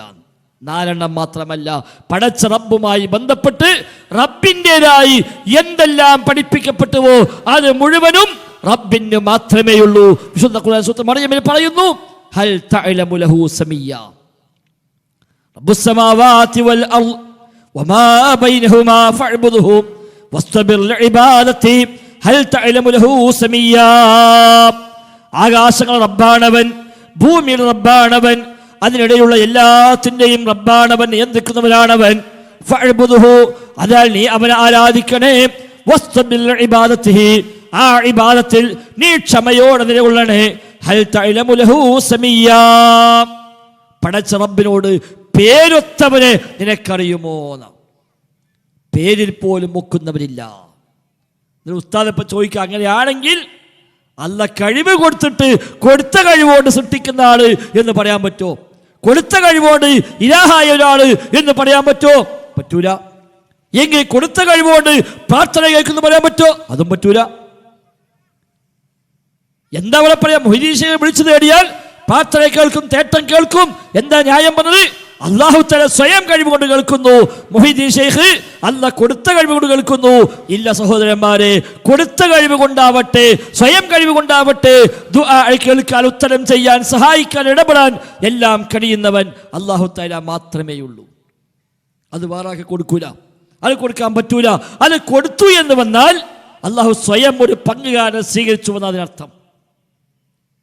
അള്ളാഹു ഒരാൾക്ക് സെമീ എന്ന കഴിവ്, ഒരു വിശേഷണം വകവെച്ചു കൊടുത്താൽ അതിനർത്ഥം അള്ളാഹു സ്വയം ഒരു പങ്കുകാരൻ സ്വീകരിച്ചു എന്ന്. അള്ളാഹു തആല അമ്പിയാക്കന്മാരെ പറഞ്ഞയച്ചിട്ട് പറഞ്ഞു, വഹ്ദഹു ലാ ശരീക ലഹ്, അള്ളാഹ് ഏകനാണ്, ഒരു പങ്കുകാരില്ല, പങ്കു ചേർത്താൽ പൊറുക്കുകയില്ല. അപ്പുറത്ത് അള്ളാഹു തആല സ്വയം പങ്കുകാരൻ സ്വീകരിക്കുകയും ചെയ്യുക. പിന്നെ എന്താ ഇസ്ലാമിന് സ്ഥാനം? അസ്ല് പൊളിഞ്ഞില്ല, മതത്തിന്റെ ബേസ് തന്നെ അതോടെ പൊളിഞ്ഞില്ല. അതുണ്ടാവില്ല സഹോദരങ്ങളെ, അങ്ങനൊന്നുമില്ല. അതുകൊണ്ട് ഏതു കാര്യത്തിലും അല്ലാഹു തആലയുടെ വിശേഷണങ്ങൾ അവന് മാത്രമേ ഉള്ളൂ. എല്ലാം കാണുന്നവൻ, എല്ലാം കേൾക്കുന്നവർ, എല്ലാം അറിയുന്നവർ, എന്തിനും കഴിയുന്നവർ എല്ലാം പടച്ച റബ്ബ് മാത്രം. അവന്റെ കഴിവ് പോലെ ആർക്കും കഴിവില്ല. അവൻ കേൾക്കുന്ന പോലെ കേൾക്കുന്നവനില്ല, അവൻ കാണുന്ന പോലെ കാണുന്നവനില്ല, അവൻ അറിയുന്ന പോലെ അറിയുന്നവനില്ല. അവൻ സമീ ആണ്, ബസീറാണ്, അലീമാണ്, ഖദീറാണ്, ഖാദിറാണ്. അല്ല ഖബീറാണ്, ഹക്കീമാണ്, ലത്തീഫാണ്. അതിലെല്ലാം അല്ല ഏകനാണ്. വലം യകുൽ ലഹു കുഫുവൻ അഹദ്, ഇവിടെ തുല്യനായി ആരും തന്നെ ഇല്ല. പക്ഷെ ഇത് ഉൾക്കൊള്ളാതെ മനുഷ്യന്മാർ പടച്ച റബ്ബിൽ പങ്കു ചേർത്തുകൊണ്ടിരിക്കുന്നു. ഞാൻ നേരത്തെ ഓതി വെച്ച സൂറത്ത് യൂസുഫിലെ 105, 106 ആയത്തുകളിൽ അല്ലാഹു തആല യാഥാർത്ഥ്യമാണ് പഠിപ്പിച്ചത്. വകഅയ്യിൻ മിൻ ആയത്തിൻ ഫിസ് സമാവാതി വൽ അർദ്, ആകാശങ്ങളിലും ഭൂമിയിലും എത്രയെത്ര ദൃഷ്ടാന്തങ്ങളാണുള്ളത്. യമുറൂന അലൈഹാ വഹും അൻഹാ മുരിദൂൻ, പടച്ച റബ്ബിന്റെ ഏകത്വത്തെ വിളിച്ചറിയിക്കുന്ന, അള്ളാഹുവിന്റെ ഏകത്വത്തെ, അവന് പങ്കുകാരില്ല എന്ന സത്യത്തെ, അവൻ ഏകനാണ് എന്ന യാഥാർത്ഥ്യത്തെ വിളിച്ചറിയിക്കുന്ന എത്രയെത്ര ദൃഷ്ടാന്തങ്ങളിലൂടെയാണ് കടന്നു പോകുന്നത്. പക്ഷേ അവരതെല്ലാം അവഗണിക്കുകയാണ്, എല്ലാം തിരിഞ്ഞു കളയുകയാണ്.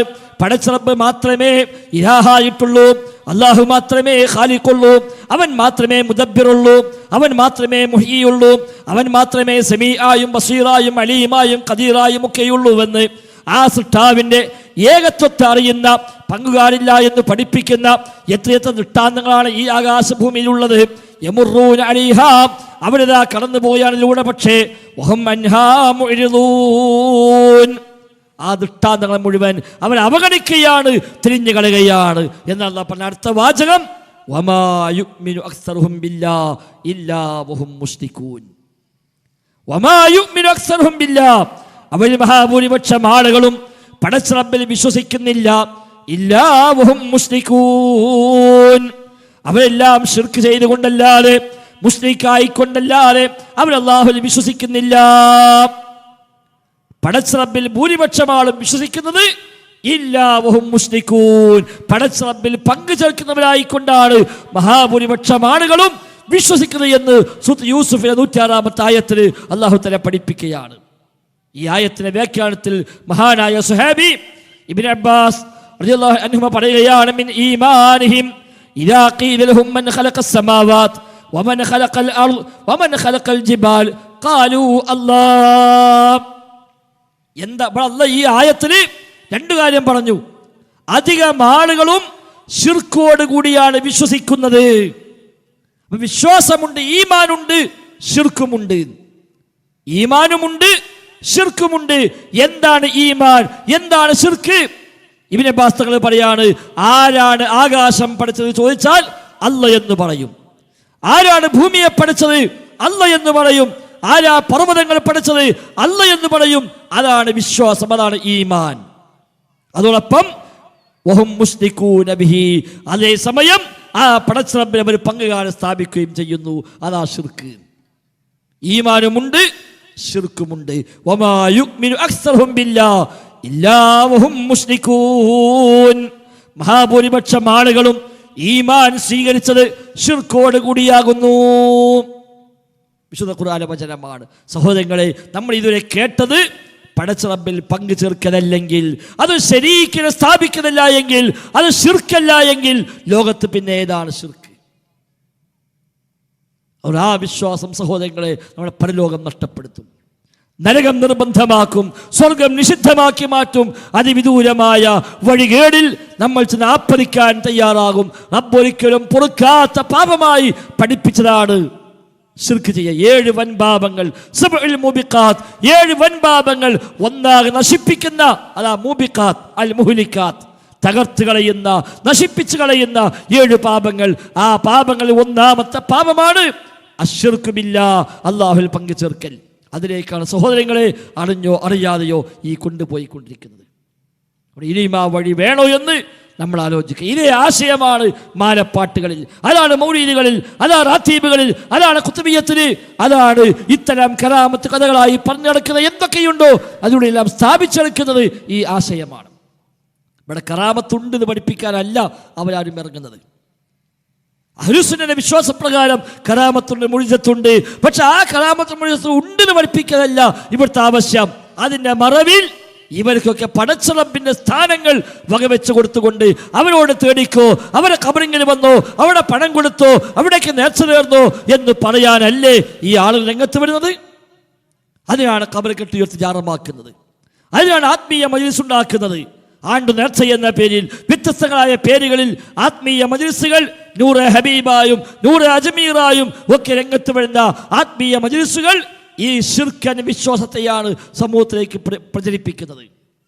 ആ ശിർക്ക് സംഭവിച്ചാൽ അല്ലാഹു ഖുർആനിൽ പറഞ്ഞത് അവന് വരുന്ന നഷ്ടങ്ങളെ വിശുദ്ധ ഖുർആനും പ്രവാചക വചനങ്ങളും പരിശോധിച്ചാൽ 5-8 നഷ്ടങ്ങളെ പരിചയപ്പെടുത്തുന്നുണ്ട്. ഒരാൾ പടച്ച റബ്ബിൽ പങ്കു ചേർത്താൽ, അള്ളാഹുവിന് പങ്കാളിയെ സ്ഥാപിച്ചാൽ, ശിർക്ക് വന്ന് സംഭവിച്ചു പോയാൽ അവന് ഉണ്ടാകുന്ന നഷ്ടങ്ങൾ ഒന്ന് അല്ലാഹു തആല പറഞ്ഞത് ഫഖദ് ഹറമല്ലാഹു അലൈഹിൽ ജന്ന, അല്ലാഹു സ്വർഗ്ഗം ഹറാമാക്കിയിരിക്കുന്നു. ഒന്നാമത്തെ കാര്യം അതാ, സ്വർഗം ഹറാം, നിഷിദ്ധമാണ് സ്വർഗം. രണ്ടാമത്തെ കാര്യം, സ്വർഗത്തിന് പോവില്ലെന്ന് മാത്രമല്ല നരകമാണ് അവന്റെ സങ്കേതം. മൂന്നാമത്തെ കാര്യം സൂറത്തുൻ നിസാ, നേരത്തെ പറഞ്ഞ സൂറത്തുൽ മാഇദയാണ്, ഇത് സൂറത്തുൻ നിസാ ആണ്. അവൻ ഏറ്റവും അതിവിദൂരമായ വഴികേടിലാണ്, വഴി പിഴച്ചവനാണവൻ. ഖുർആൻ പറഞ്ഞ മൂന്നാമത്തെ നഷ്ടമാണ്. നാലാമത്തെ നഷ്ടം, അവന് വേണ്ടി മറ്റുള്ള ആളുകൾ പ്രാർത്ഥിച്ചാൽ ആ പ്രാർത്ഥന പോലും സ്വീകരിക്കപ്പെടുകയില്ല.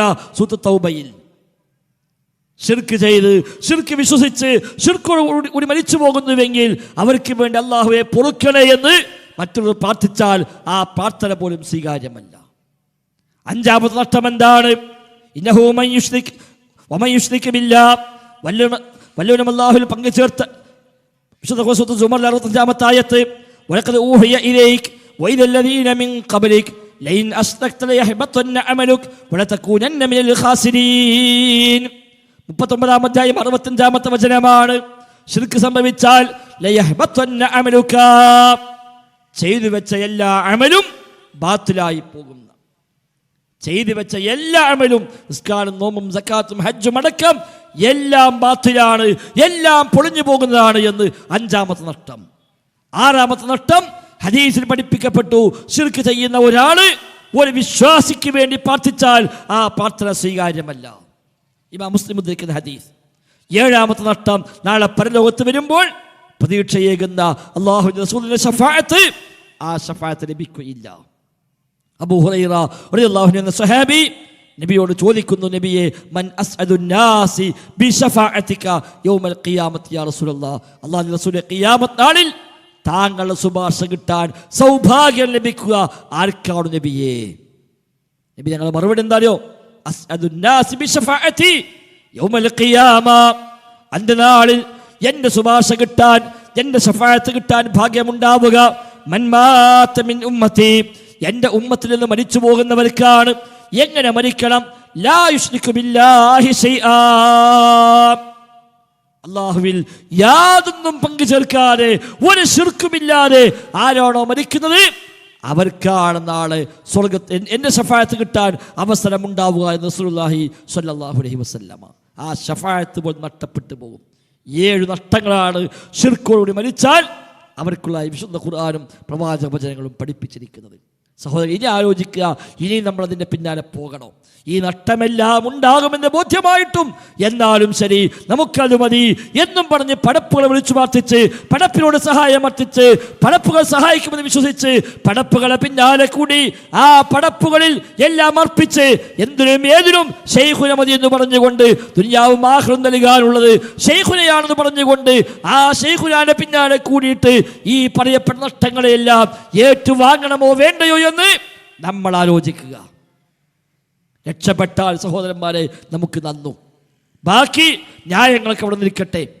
ആളുകൾ പലതും പറയും, നാടങ്ങനെയാണ്, മഹല്ലങ്ങനെയാണ്, ഭൂരിപക്ഷം അങ്ങനെയാണ്, കുടുംബം അങ്ങനെയാണ്, മരിച്ചാൽ എന്താ ചെയ്യുക, ഖബർസ്ഥാൻ എവിടെയല്ലേ, മക്കളെ കെട്ടിക്കുന്ന നിക്കാഹിന് എന്താ ചെയ്യുക, അതൊക്കെ ദുന്യാവിലെ പ്രശ്നങ്ങളാണ്. അതിനപ്പുറത്ത് ഖബർ എവിടെ കിട്ടിയാലും ശരി, ഖബറിൻ്റെ ഉള്ളിൽ എന്താണ് അവസ്ഥ, അതാ പ്രധാനം. ആരുടെ മണ്ണ് മാത്രമേ പള്ളിക്കമ്മറ്റിൻ്റെ കയ്യിലുള്ളൂ. ആ മണ്ണിനുള്ളിലേക്ക് വെച്ച് കഴിഞ്ഞാൽ പിന്നെന്ത്, അത് പള്ളിക്കമ്മറ്റിയല്ല തീരുമാനിക്കുക. സഹോദരങ്ങളെ, ജീവിതത്തിൽ റബ്ബിനെ തൗഫീഖ് ലഭിക്കണം. എപ്പോൾ മരിച്ചാലും ഈമാനോടെ മരിക്കണം. ഈ ടീമിൽ കൂടിയാൽ അവസാനം മരിക്കാൻ സമയത്ത് വരെ CM മടവൂനെ വിളിച്ച് മരിപ്പിക്കാനാണ് ഇവർ ശ്രമിച്ചുകൊണ്ടിരിക്കുന്നത്. അല്ല, പടച്ച റബ്ബിലേക്കല്ല ക്ഷണം, അള്ളാഹുലേക്ക് മടങ്ങാൻ നമുക്ക്. എനിക്കെൻ്റെ റബ്ബ് മതി എന്ന് പ്രഖ്യാപിക്കാൻ നമുക്ക്. ഹസ്ബി അല്ലാ, എനിക്കല്ല മതി. ഹസ്ബുനല്ലാ, ഞങ്ങൾക്കല്ല മതി. തവക്കൽതുലല്ലാ, എല്ലാം അല്ലാഹുവിനെ ഏൽപ്പിച്ചിരിക്കുന്നു. വനിഅമൽ വക്കീൽ, എല്ലാം ഏൽപ്പിക്കാൻ ഏറ്റവും നല്ല അല്ലാഹയാണ്. ഹാദാ മിൻ ഫദ്ലി റബ്ബി, എനിക്കുള്ളതെല്ലാം എൻ്റെ റബ്ബിൻ്റെ ഫദ്ലാണ്. ലാ മാനിഅ ലിമാ അഅ്തൈത, റബ്ബ് തന്നാൽ തടയാൻ ആരുമില്ല. വലാ മുഅ്തി ലിമാ മനഅ്ത, റബ്ബേ നീ തടഞ്ഞാൽ നൽകാനും പാടില്ല. ഇതാകണം സഹോദരന്മാരെ നമ്മുടെ നിലപാട്. ആ ഒരു അർത്ഥത്തിലേക്ക് മടങ്ങാൻ തയ്യാറാവുക. നമ്മൾ പഠിക്കുക, അവനവൻ്റെ പരലോകത്തിന് വേണ്ടി, സ്വർഗത്തിന് വേണ്ടി, നരകമോക്ഷത്തിന് വേണ്ടി നമ്മൾ ദീന് പഠിക്കുക, ആത്മാർത്ഥമായി അന്വേഷിക്കുക. എന്ന് തൗഹീദിൻ്റെ വഴിയിൽ, സുന്നത്തിൻ്റെ വഴിയിൽ ഉറച്ചു നിൽക്കുക. എല്ലാ ബിദ്അത്തുകളെയും എല്ലാ ദുരാചാരങ്ങളെയും വലിച്ചെറിയുക. എല്ലാ അന്ധവിശ്വാസങ്ങളെയും ഖുറാഫാത്തുകളെയും ഒഴിവാക്കുക. തൗഹീദിൽ അടിച്ചു നിൽക്കുക. സുന്നത്തിൻ്റെ പിന്നാലെ കൂടുക. നബി തങ്ങൾ എന്താണോ പഠിപ്പിച്ചത് അത് ജീവിതത്തിൽ പാലിക്കുക. നബി തങ്ങൾ പഠിപ്പിച്ച നിസ്കാരം മതി, നബി തങ്ങൾ പഠിപ്പിച്ച നോമ്പ് മതി, നബി തങ്ങൾ പഠിപ്പിച്ച ദിക്റുകൾ മതി, നബി തങ്ങൾ പഠിപ്പിച്ച സ്വലാത്തുകൾ മതി, നബി തങ്ങൾ പഠിപ്പിച്ച അമലുകൾ മതി. അതല്ലാതെ കോഴിക്കോട്ട് നിന്നുണ്ടായ പാട്ടും തമിഴ്നാട്ടിൽ നിന്നുണ്ടായ പാട്ടും നാരിയാസ്ലാത്തും കമാലിയാസ്ലാത്തും താജു സ്വലാത്തും കഞ്ചുൽ അർഷും അതേപോലെ ജൽജലൂത്തുബൈത്തും സലാമത്തുൽ ഈമാനും ഹംസിയത്തുൽ ബദരിയയും അടക്കമുള്ള ഓരോരുത്തർ ഉണ്ടാക്കി കൊണ്ടുവന്ന് അത് അച്ചടിച്ച് വിറ്റ് പൈസ ഉണ്ടാക്കുന്ന അത്തരം ഏർപ്പാടൊന്നും ദീനുമായി ബന്ധമുള്ളതല്ല. എൻ്റെ റസൂൽ എന്താണോ പഠിപ്പിച്ചത് അതേ എനിക്ക് ആവശ്യമുള്ളൂ. എൻ്റെ റബ്ബ് എന്താണോ പഠിപ്പിച്ചത് എനിക്കതേ ആവശ്യമുള്ളൂ. അശ്ഹദു അല്ലാ ഇലാഹ ഇല്ലല്ലാഹ് വ അശ്ഹദു അന്ന മുഹമ്മദ് റസൂലുള്ളാഹി എന്ന ഷഹാദത്തിനെ ആത്മാർത്ഥമായി ഏറ്റെടുക്കുക. എപ്പോൾ മരിച്ചാലും ഈമാനോടെ മരിക്കണം സഹോദരങ്ങളെ. ഖബറിൽ പോയി കിടക്കാനുണ്ട്, മഹ്ശറയുണ്ട്, വിചാരണയുണ്ട്, സിറാത്തുണ്ട്, മീസാനുണ്ട്. മറക്കാതിരിക്കുക. അവിടെയൊന്നും ആരും കൂടെ ഇല്ല. ഉടുക്കാൻ തുണി പോലുമില്ലാതെ, കാതിൽ ചെരുപ്പില്ലാതെ, പറയാൻ നാക്കില്ലാതെ അള്ളാന്റെ കോടതിയിൽ മഹ്ശറിൽ വന്നു നിൽക്കുന്ന രംഗമുണ്ട്. ഒരാളും ഒരാളെയും നോക്കാത്ത ദിവസമാണ്. ആരും ആരെയും പരിഗണിക്കുന്നില്ല. നഫ്സി നഫ്സി നഫ്സി നഫ്സി, എൻ്റെ കാര്യം എന്നാണ് എല്ലാവരുടെയും ആവലാതി. മാതാപിതാക്കളെ പരിഗണിക്കുന്നില്ല. ജഠാനിയന്മാർ, ഭാര്യ ഭർത്താക്കന്മാർ പരസ്പരം ശ്രദ്ധിക്കുന്നില്ല. എല്ലാവരുടെയും ആവലാതി എൻ്റെ കാര്യം എന്നാണ്. എല്ലാവർക്കുമുണ്ട് അവനവൻ്റെ കാര്യം തന്നെ എമ്പാടുമെന്നാണല്ലോ അള്ളാഹു തആല പഠിപ്പിച്ചത്. അതുകൊണ്ട് സഹോദരങ്ങളെ, ആ ലോകത്ത് രക്ഷപ്പെടണം. നമുക്ക് അവിടെ കുടുങ്ങാൻ അവസരം ഉണ്ടാകാൻ പാടില്ല. അവിടെ ചെന്നിട്ട് അവസാനം റബ്ബേ ഞാൻ ആലോചിച്ചില്ലല്ലോ, ചിന്തിച്ചില്ലല്ലോ എന്ന് വിലപിക്കുന്ന, ഒന്ന് ചിന്തിച്ചിരുന്നുവെങ്കിൽ ലൗ കുന്നാ നസ്മഉ ഔ നഅഖിൽ മാ കുന്നാ ഫീ അസ്ഹാബിസ് സഈർ, ഞങ്ങൾ കേട്ടിരുന്നുവെങ്കിൽ, ചിന്തിച്ചിരുന്നുവെങ്കിൽ ഈ നരകാവകാശികൾ ഉൾപ്പെടുമായിരുന്നില്ലല്ലോ എന്ന് അപ്പോൾ വിലപിച്ചത് കൊണ്ട് കാര്യമില്ല സഹോദരങ്ങളെ. അതുകൊണ്ട് ആത്മാർത്ഥമായി ചിന്തിക്കുക, സ്വസ്ഥമായി, ഒരാളെയും പേടിക്കാതെ രാത്രി സ്വസ്ഥമായിരുന്നു 2 റക്അത്ത് നിസ്കരിച്ച് ഒരു ആത്മാർത്ഥമായ പ്രാർത്ഥന. പടച്ചോനെ, ഏതാണോ ഹക്കിൻ്റെ വഴി, ഏതാണോ സ്വർഗത്തിലേക്കുള്ള വഴി, ഏതാണോ നീ പഠിപ്പിച്ച മാർഗം, നിന്റെ പ്രവാചകൻ പഠിപ്പിച്ച മാർഗം, ആ മാർഗത്തിലേക്ക് റബ്ബേ നീ എന്നെ ചേർക്കണേ എന്ന ഇഹ്ദിനസ് സിറാത്തുൽ മുസ്തഖീം എന്ന പ്രാർത്ഥന അർത്ഥമറിഞ്ഞ് ആത്മാർത്ഥമായി പ്രാർത്ഥിക്കുക.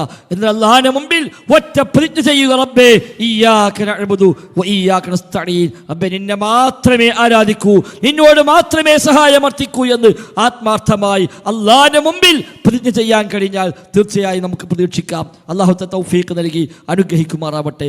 എല്ലാ തിന്മയിൽ നിന്നും എല്ലാ തോന്നിവാസങ്ങളിൽ നിന്നും മുക്തമായി എല്ലാ അർത്ഥത്തിലും വിശുദ്ധമായ ജീവിതം നയിക്കാൻ അല്ലാഹു നമുക്കെല്ലാം തൗഫീഖ് നൽകുമാറാവട്ടെ. ആയുസ് കുറച്ചേയുള്ളൂ. ദുനിയാവിൽ എത്ര കാലം ജീവിക്കുമെന്ന് പറയാൻ കഴിയില്ല. ആ ആയുഷ്കാലത്തെ തിന്മ കൊണ്ട് നിങ്ങൾ സമ്പന്നമാക്കല്ല. ഹറാമുകൾ ചെയ്യല്ല, ഹറാമുകൾ കാണല്ല, ഹറാമുകൾ കേൾക്കല്ല, പലിശ വാങ്ങല്ല, പലിശ കൊടുക്കല്ല, കൈക്കൂലിയുടെ പിന്നാലെ പോകല്ല, സ്ത്രീധനം വാങ്ങല്ല, തോന്നിവാസങ്ങൾ ചെയ്യല്ല, മൊബൈൽ ഫോണുകളിൽ അശ്ലീലമായ അനാവശ്യമായ തോന്നിവാസങ്ങളുടെ പിന്നാലെ ഒരിക്കലും പോകാതിരിക്കാൻ ശ്രദ്ധിക്കുക. മാതാപിതാക്കളെ സംരക്ഷിക്കുക, അവരെ ബുദ്ധിമുട്ടിക്കാതിരിക്കുക, മക്കളെ മാന്യമായി വളർത്തുക, ഭാര്യയോട് ഭർത്താവിനോട് മാന്യമായി പെരുമാറുക, എല്ലാ തിന്മയിൽ നിന്നും പരിപൂർണമായി വിട്ടുനിൽക്കുക, ഫർളായ കാര്യങ്ങൾ പ്രത്യേകമായി ശ്രദ്ധിക്കുക, 5 നേരത്തെ നമസ്കാരം ഒരു നിലക്കും നഷ്ടപ്പെടുത്താതിരിക്കുക. ഒരു കാരണവുമില്ലാതെ, യാതൊരു കാരണവുമില്ലാതെ സമയത്തിനപ്പുറത്തേക്ക് നിസ്കാരം പിന്തിപ്പിച്ചാൽ പിന്നെ അവൻ നിസ്കരിച്ചാലും ശരി ആ നിസ്കാരം സ്വീകാര്യമല്ല എന്നാണല്ലോ. സമയം കഴിഞ്ഞു പോയി, ളുഹറിന് സമയം കഴിഞ്ഞു, അല്ലെങ്കിൽ സുബഹിന് സമയം കഴിഞ്ഞു, സമയം കഴിഞ്ഞ് ഖളാ ആയി പോയിട്ട് പിന്നെ നിസ്കരിച്ചാൽ ആ നിസ്കാരം കൊണ്ട് കാര്യമില്ല. ഇബ്നു ഉസൈമീൻ റഹിമഹുല്ലാഹ് പറയുന്നു, ലാ തുഖ്ബലു സ്വലാത്തുഹു, ആ നിസ്കാരം സ്വീകരിക്കപ്പെടുകയില്ല. വ ഇൻ സ്വല്ലാ അൽഫ സ്വലാത്തിൻ, 1000 നിസ്കാരം നിസ്കരിച്ചാലും ശരി അത് സ്വീകരിക്കൂല.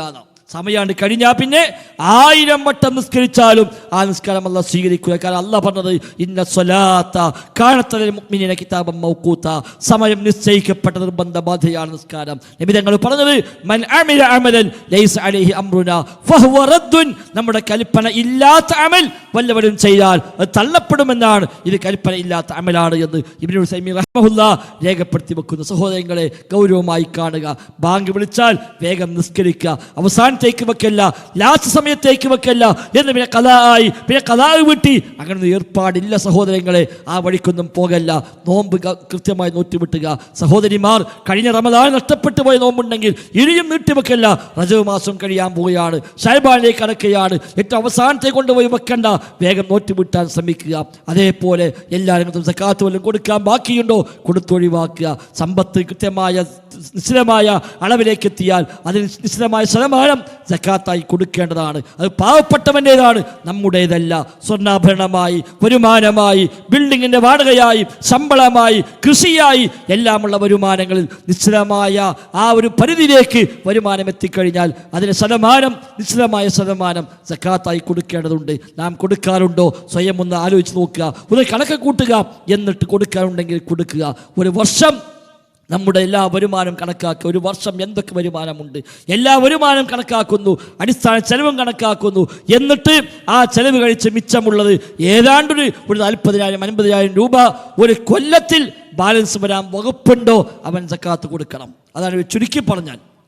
സാധാരണഗതിയിൽ ഒരു 50,000 രൂപ, അല്ല ഒരു മാസം ഒരു 4,000 റുപ്യ, വേണ്ട 5,000 റുപ്യ ഒരു മാസം നിങ്ങളെ വരവിൽ നിന്ന് ചെലവ് കഴിച്ച് ബാക്കിയാകാൻ വകുപ്പുണ്ടെങ്കിൽ, ബാക്കി ഉണ്ടോ എന്നുള്ളതല്ല, ഒരു 25,000 റുപ്യ വരുമാനമുണ്ട്, ഒരു 15,000 റുപ്യ കൊണ്ട് എല്ലാ ചെലവും കഴിയും, ഒരു 10,000 ബാക്കിയാകും എങ്കിൽ കൊല്ലം 1,20,000 ബാക്കിയാകാൻ വകുപ്പുണ്ട്. അതിൽ 2.5% നമ്മുടേതല്ല, പാവപ്പെട്ടവൻ്റെതാണ്. അങ്ങനെയെങ്കിലും കണക്കാക്കിയിട്ട് ഏറ്റവും ചുരുങ്ങിയ മിനിമത്തിലെങ്കിലും ആ സക്കാത്ത് കൊടുക്കുന്നുണ്ട് എന്ന് ഉറപ്പ് വരുത്തുക. അതല്ലാതെ അതൊക്കെ പാലിക്കാം, നമുക്കിത് സക്കാത്ത് എന്നും പറഞ്ഞ് പോകല്ല വേണ്ടത്. ഹജ്ജ് ബാധ്യതയുണ്ടോ? ചെയ്തിരിക്കണം, പിന്നെ നീട്ടിവെക്കല്ല. സമയമായി, സമ്പത്തുണ്ട്, പോകാൻ ആരോഗ്യമുണ്ട്, പോകാൻ സംവിധാനമുണ്ട് എങ്കിൽ ഹജ്ജിൻ്റെ കാര്യത്തിൽ നിങ്ങൾ ധൃതി കാണിക്കണം എന്നാണ് ഹദീസിൽ പഠിപ്പിക്കപ്പെട്ടത്. എല്ലാ ഫർളായ കാര്യങ്ങളും ശ്രദ്ധിക്കുക, സുന്നത്തുകളെ വർദ്ധിപ്പിക്കുക, സുന്നത്തായ നിസ്കാരവും നോമ്പും ദിക്റും ദുആയും സ്വലാത്തും ഒക്കെ ജീവിതത്തിൻ്റെ ഭാഗമാക്കി മാറ്റുക. സ്വതക്ക ജീവിതത്തിൽ ശീലിക്കുക. നന്മയുടെ ഒരുപാട് വശങ്ങൾ സമൂഹത്തിലുണ്ട്. അയൽപക്കത്തുണ്ട് പ്രയാസപ്പെടുന്നവർ, കുടുംബത്തിലുണ്ട് പ്രയാസപ്പെടുന്നവർ, വീട്ടിലുണ്ട് പ്രയാസപ്പെടുന്നവർ, നമ്മുടെ നാട്ടിലുണ്ട് പ്രയാസപ്പെടുന്നവർ. നന്മയുടെ വഴികളെമ്പാടുമുണ്ട്. പള്ളിയായി, മദ്രസയായി, സ്ഥാപനങ്ങളായി, വഅലായി നന്മയുടെ വഴികൾ എമ്പാടുമാണ്. അവിടേക്ക് എന്തെങ്കിലുമൊക്കെ എൻ്റെ വിഹിതമുണ്ടാകണമെന്ന് തീരുമാനിക്കുക. എല്ലാ നന്മയിലും മത്സരത്തോടെ മുന്നോട്ട് പോവുക. സ്വർഗത്തിൻ്റെ കാര്യത്തിലാണ് മത്സരിക്കുന്നവർ മത്സരിക്കേണ്ടത് എന്നാണല്ലോ അല്ലാഹു തആല സൂറത്തുൽ മുത്തഫിഫീനിൽ പരിചയപ്പെടുത്തിയത്. അതുകൊണ്ട് സഹോദരങ്ങളെ, എല്ലാ നന്മയിലും മുന്നേറി തിന്മയിൽ പരമാവധി മാറി നിന്ന് ആരോടും വിദ്വേഷമില്ലാതെ, ആരോടും അസൂയ വെക്കാതെ, അഹങ്കാരമില്ലാതെ, പൊങ്ങച്ചമില്ലാതെ, ഒരാളെയും പരിഹസിക്കാതെ, ഗീബത്ത് പറയാതെ, നമീമത്ത് പറയാതെ, കളവ് പറയാതെ നാവിനെ സൂക്ഷിച്ചുകൊണ്ട് ജീവിക്കുക. നബി തങ്ങൾ പറഞ്ഞു, എല്ലാ ദിവസവും നേരം പുലരുമ്പോൾ മനുഷ്യ ശരീരത്തിലെ എല്ലാ അവയവങ്ങളും നാവിനോട് ചില അഭ്യർത്ഥനകൾ വെക്കാറുണ്ട് എന്നാണ്. എന്നും രാവിലെ മനുഷ്യൻ രാവിലെ എണീറ്റ് വരുമ്പോൾ അവൻ്റെ മുഴുവൻ അവയവങ്ങളും നാവിനോട് പറയും, ഇത്തഖില്ലാഹ ഫീനാ, ഞങ്ങളെ കാര്യത്തിൽ നീ അല്ലാഹനെ സൂക്ഷിക്കണേ. കാരണം എന്താ, ഒരാളെ തല്ലാൻ പോണത് ആദ്യം തല്ലാനല്ല പോവുക, ആദ്യം വർത്താനം പറഞ്ഞ് അത് ഓവറായി പിന്നെ അടിക്കാൻ ചെല്ലുക. അതാ നീ ഞങ്ങളെ കാര്യത്തിലാണ് സൂക്ഷിക്കണേ. നീ നേരെ ചൊവ്വ നിന്നാൽ ഞങ്ങളും നേരായ വഴിക്കായിരിക്കും. അതല്ല നീ വളഞ്ഞാലോ ഞങ്ങളും വളയും. അതുകൊണ്ട് ഞങ്ങളെ കാര്യത്തിൽ അല്ലാഹനെ പേടിക്കണേ എന്ന് എല്ലാ അവയവങ്ങളും എല്ലാ ദിവസവും നാവിനോട് പറയുന്നുണ്ട്. സഹോദരങ്ങൾ, ഗൗരവമായി കാണുക. നബി തങ്ങൾ ഒരിക്കൽ നാവിൻ്റെ ഗൗരവം പറഞ്ഞപ്പോൾ നബി തങ്ങളുടെ സ്വഹാബി മുആദ് ചോദിക്കുന്നു, നബിയെ, നാവിൻ്റെ പേരിൽ പിടിക്കപ്പെടുമോ പരലോകത്ത്? നബി തങ്ങൾ പറഞ്ഞു, എന്താണ് മുആദ് നീ മനസ്സിലാക്കിയത്? സകിലത്ക ഉമ്മുക, എന്താ മുആദ് നിന്റെ ധാരണ? ഹൽ യകുബുന്നാസ് അലാ വുജൂഹിഹിം, ആളുകൾ നാളെ പരലോകത്ത് മുഖം കുത്തി നരകത്തിലേക്ക് വീഴ്ത്തപ്പെടാൻ കാരണം ഇല്ലാ ഹസായിദു അൽസിനതിഹിം, നാവ് കൊണ്ട് കൊയ്തെടുക്കുന്ന വിളവ്, ആ വിളവ് കൊണ്ടല്ലേ മുആദേ ഭൂരിപക്ഷം ആളുകളും നാളെ മുഖം കുത്തി നരകത്തിലേക്ക് വലിക്കപ്പെടുക എന്നാണ്.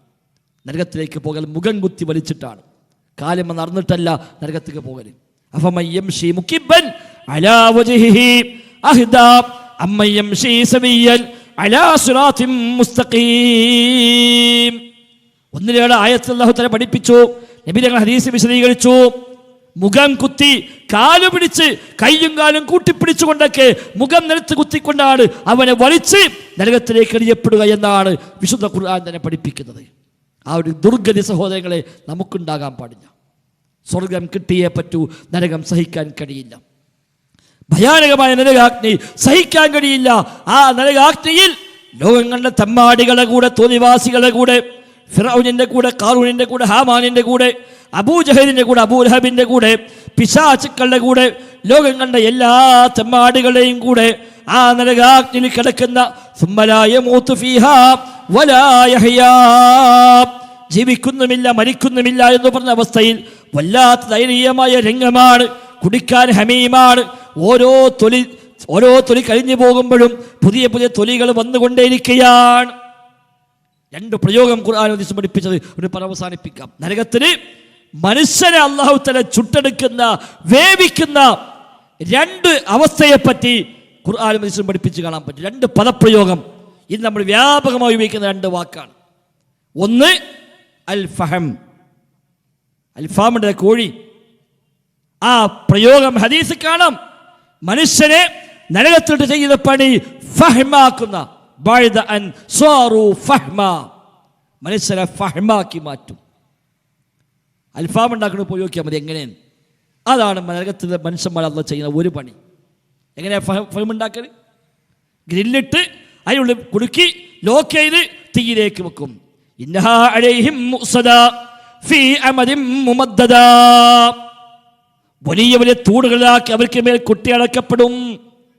വലിയ തൂണുകൾ പോലെ ഈ ചെറിയ ഗ്രില്ലല്ല, അതിനുള്ളിൽ മനുഷ്യനെ കൊട്ടിയടക്കും. ഇന്നഹാ അലൈഹിം മുഅ്സദാ. ആ നരകത്തിന്റെ വലിയ തൂണുകൾ മനുഷ്യന്റെ ഉള്ളിലാക്കിയിട്ട് കൊട്ടിയടച്ചിട്ട് ആ തീയിലേക്ക് വെച്ചു കൊടുക്കുന്നു. അതാ ഫഹ്മ്. രണ്ടല്ലോ വെച്ചൊരു വാക്ക് യശ്വീന, മശ്വിയാക്കും, ശവായാക്കും. അത് നമുക്ക് പരിചയമാണോ? ഈ രണ്ടവസ്ഥ മനുഷ്യനെ നരകത്തിലുണ്ടാക്കുമെന്ന് അല്ലാഹു തആല ഖുർആനിൽ പഠിപ്പിക്കുന്നു. യശ്വി വുജൂഹഹുമുൻ നാർ. അവിടെ നമ്മുടെ മുഖം നരകത്തിലേക്ക് പോകാൻ പാടില്ല. നമ്മൾ നരകാഗ്നിയിൽ കിടന്ന് വിലപിക്കാൻ പാടില്ല. വെന്തെരിയുന്ന, വാവിട്ട് കളയുന്ന അവരവിടെ വിളിച്ച് ഉറക്കെ നിലവിളിക്കുമെന്ന് അല്ലാഹു പറയുന്നു. വഹും യസ്തരിഖൂന ഫീഹാ റബ്ബനാ അഖ്രിജ്നാ. സൂറത്ത് ഫാത്തിർ. വഹും യസ്തരിഖൂന ഫീഹാ, പടച്ചോനെ ഒന്ന് പുറത്തേക്കാക്കി തന്നെ എന്ന് അവർ വാവിട്ട് കളയുകയാണ്. ഇസ്തറഖ ശരിക്ക് നിലയും വിളിയും കൂട്ടുക എന്ന നേരെ വാക്കർത്ഥം. നമ്മുടെ നാടൻ ഭാഷയിൽ പറഞ്ഞാൽ വിളിച്ചു നിലോണിക്കാൻ, അതാ ഇസ്തറഖ. വാവിട്ട് കരയുന്നു, ഒന്നാകെ നിലയും വിളിയും കൂട്ടുന്ന റബ്ബേ ഒന്ന് പുറത്തേക്കാക്കി തരണേ. റബ്ബനാ അഖ്രിജ്നാ, ഒന്ന് പുറത്തേക്കാക്കി തന്നെ അല്ലാ. നഅമൽ സ്വാലിഹായ അമൽ ചെയ്യാം ഞങ്ങൾ. വൈറല്ലദീ കുന്നാ നഅമൽ, ചെയ്തിരുന്ന അമലല്ലാത്ത അമലുകൾ ഞങ്ങൾ ചെയ്യാം റബ്ബേ എന്നും പറഞ്ഞ് ഒന്നാകെ ആർത്തു വിളിക്കുകയാണ്, വാവിട്ട് കരയുകയാണ്. ആര് കേൾക്കാൻ, ആര് പരിഗണിക്കാൻ? അള്ളാന്റെ ചോദ്യം, അവലം നുഅമ്മിർക്കും മാ യതദക്കറു ഫീഹി മൻ തദക്കറ. വേണമെങ്കിൽ ചിന്തിക്കാൻ പറ്റിയ പ്രായമൊക്കെ ദുന്യാവെന്ന് കിട്ടിയില്ലേന. ദുന്യാവെന്ന് ബുദ്ധി തന്നില്ലേ, പ്രായം തന്നില്ലേ, ചിന്തിക്കാവുന്ന പ്രായം കിട്ടിയില്ലേ? വജാഅകുമുൻ നദീർ, മുന്നറിയിപ്പുകളും വന്നില്ലേ, താക്കീത് കിട്ടിയില്ലേ? എന്നിട്ട് ഇവിടേക്ക് എത്തിയതല്ലേ, ഇനി അവിടെ കിടന്നോന്ന. സഹോദരങ്ങൾ, ആ ദുർഗതി നമുക്ക് വരാൻ പാടില്ല. സ്വർഗം കിട്ടണം. എപ്പ മരിച്ചാലും ഈമാനോടെ മരിക്കണം, കലിമ ചൊല്ലി മരിക്കണം, സ്വർഗത്തിലേക്ക് എത്തണം, അല്ല ഫിർദൗസിലേക്ക് എത്തണം. അംബിയാക്കളെ കൂടെ, ഔലിയാക്കളെ കൂടെ, ശുഹദാഇന്റെ കൂടെ, സ്വാലിഹീങ്ങളുടെ കൂടെ ആ സ്വർഗത്തിലെ ഉന്നതമായ സ്ഥലങ്ങളിൽ ജന്നാത്തുൽ ഫിർദൗസിലേക്ക് എത്തണം. അതാണ് നമ്മുടെ ആഗ്രഹം. അല്ലാഹു തആല തൗഫീഖ് നൽകുമാറാവട്ടെ. ഒരു വിശ്വാസം ശരിയാക്കുക, കർമ്മങ്ങൾ ശരിയാക്കുക, തിന്മയിൽ നിന്ന് മാറി നിൽക്കുക, നന്മയിലേക്ക് മുന്നേറുക. അല്ലാഹു മുസ്ലിം പഠിപ്പിച്ചത് മാത്രം ദീനായി സ്വീകരിക്കുക. കോഴിക്കോട്ടെ എൻ്റെ പാട്ടും തമിഴ്നാട്ടെ എൻ്റെ ബെയ്ത്തും നമുക്ക് ആവശ്യമില്ല. അങ്ങനെ ഓരോരുത്തരുണ്ടാക്കിയ പാട്ടും ബെയ്ത്തൊന്നുമല്ല. ഇസ്ലാം എന്ന് പറയുന്നത് അള്ളാഹു പഠിപ്പിച്ചതാണ്, റസൂല് പഠിപ്പിച്ചതാണ് സ്വല്ലല്ലാഹു അലൈഹി വസല്ലം. ആ നിലയ്ക്ക് ദീനിനെ ഉൾക്കൊള്ളാൻ പരിശ്രമിക്കുക. അള്ളാഹു തൗഫീഖ് നൽകി അനുഗ്രഹിക്കുമാറാവട്ടെ. ജീവിതത്തിലെ എല്ലാ രംഗത്തും നാം ചെയ്യുന്ന തുച്ഛമായ അമലുകളെ അല്ലാഹു തആല പരിപൂർണാർത്ഥത്തിൽ സ്വീകരിക്കുമാറാവട്ടെ. ചെറുതും വലുതുമായി സംഭവിച്ചു പോകുന്ന അബദ്ധങ്ങളെ അല്ലാഹു തആല നമുക്കെല്ലാം വിട്ടുപുറത്ത് മാപ്പാക്കി തരുമാറാവട്ടെ. നമ്മുടെ കുടുംബത്തിൽ, സന്താനങ്ങളിൽ, കച്ചവടങ്ങളിൽ, ഇടപാടുകളിൽ, സമ്പത്തുകളിൽ എല്ലാം അല്ലാഹു തആല ബറക്കത്ത് ധാരാളമായി വർഷിക്കുമാറാവട്ടെ. ജീവിതാവസാനം വരെ ഇഖ്ലാസോടെ അല്ലാഹുവിന്റെ ദീനിന് വേണ്ടി സേവനം ചെയ്യാൻ നമുക്കെല്ലാം അല്ലാഹു തആല തൗഫീഖ് നൽകി അനുഗ്രഹിക്കുമാറാവട്ടെ. ഏത് സമയത്ത് എവിടെ വെച്ച് മരിച്ചാലും ലാ ഇലാഹ ഇല്ലല്ലാഹ് എന്ന് ഉച്ചരിച്ചുകൊണ്ട് ഈമാനോടെ മരിക്കാനും റബ്ബിന്റെ ജന്നാത്തുൽ ഫിർദൗസിൽ അമ്പിയാക്കളുടെയും ഔലിയാക്കളുടെയും സുദീഖുകളുടെയും ശുഹദാഇന്റെയും സ്വാലിഹികളുടെയും കൂടെ ഒരുമിച്ച് കൂടാനുള്ള തൗഫീഖ് നൽകി റബ്ബ് നമ്മെ എല്ലാം അനുഗ്രഹിക്കുമാറാവട്ടെ. അല്ലാഹുമ്മ റബ്ബനാ ആതിനാ ഫിദ്ദുനിയാ ഹസന വഫിൽ ആഖിറതി ഹസന വഖിനാ അദാബന്നാർ. റബ്ബനാ തഖബ്ബൽ മിന്നാ റബ്ബനാ തഖബ്ബൽ മിന്നാ റബ്ബനാ തഖബ്ബൽ മിന്നാ ഇന്നക അൻതസ് സമീഉൽ അലീം വതുബ് അലൈനാ ഇന്നക അൻതത് തവ്വാബുർ റഹീം. വസല്ലല്ലാഹു വസല്ലം അലാ മുഹമ്മദിൻ വആലിഹി വസഹ്ബിഹി അജ്മഈൻ വൽഹംദുലില്ലാഹി റബ്ബിൽ ആലമീൻ. അസ്സലാമു അലൈക്കും വറഹ്മത്തുള്ളാഹി വബറകാതുഹു.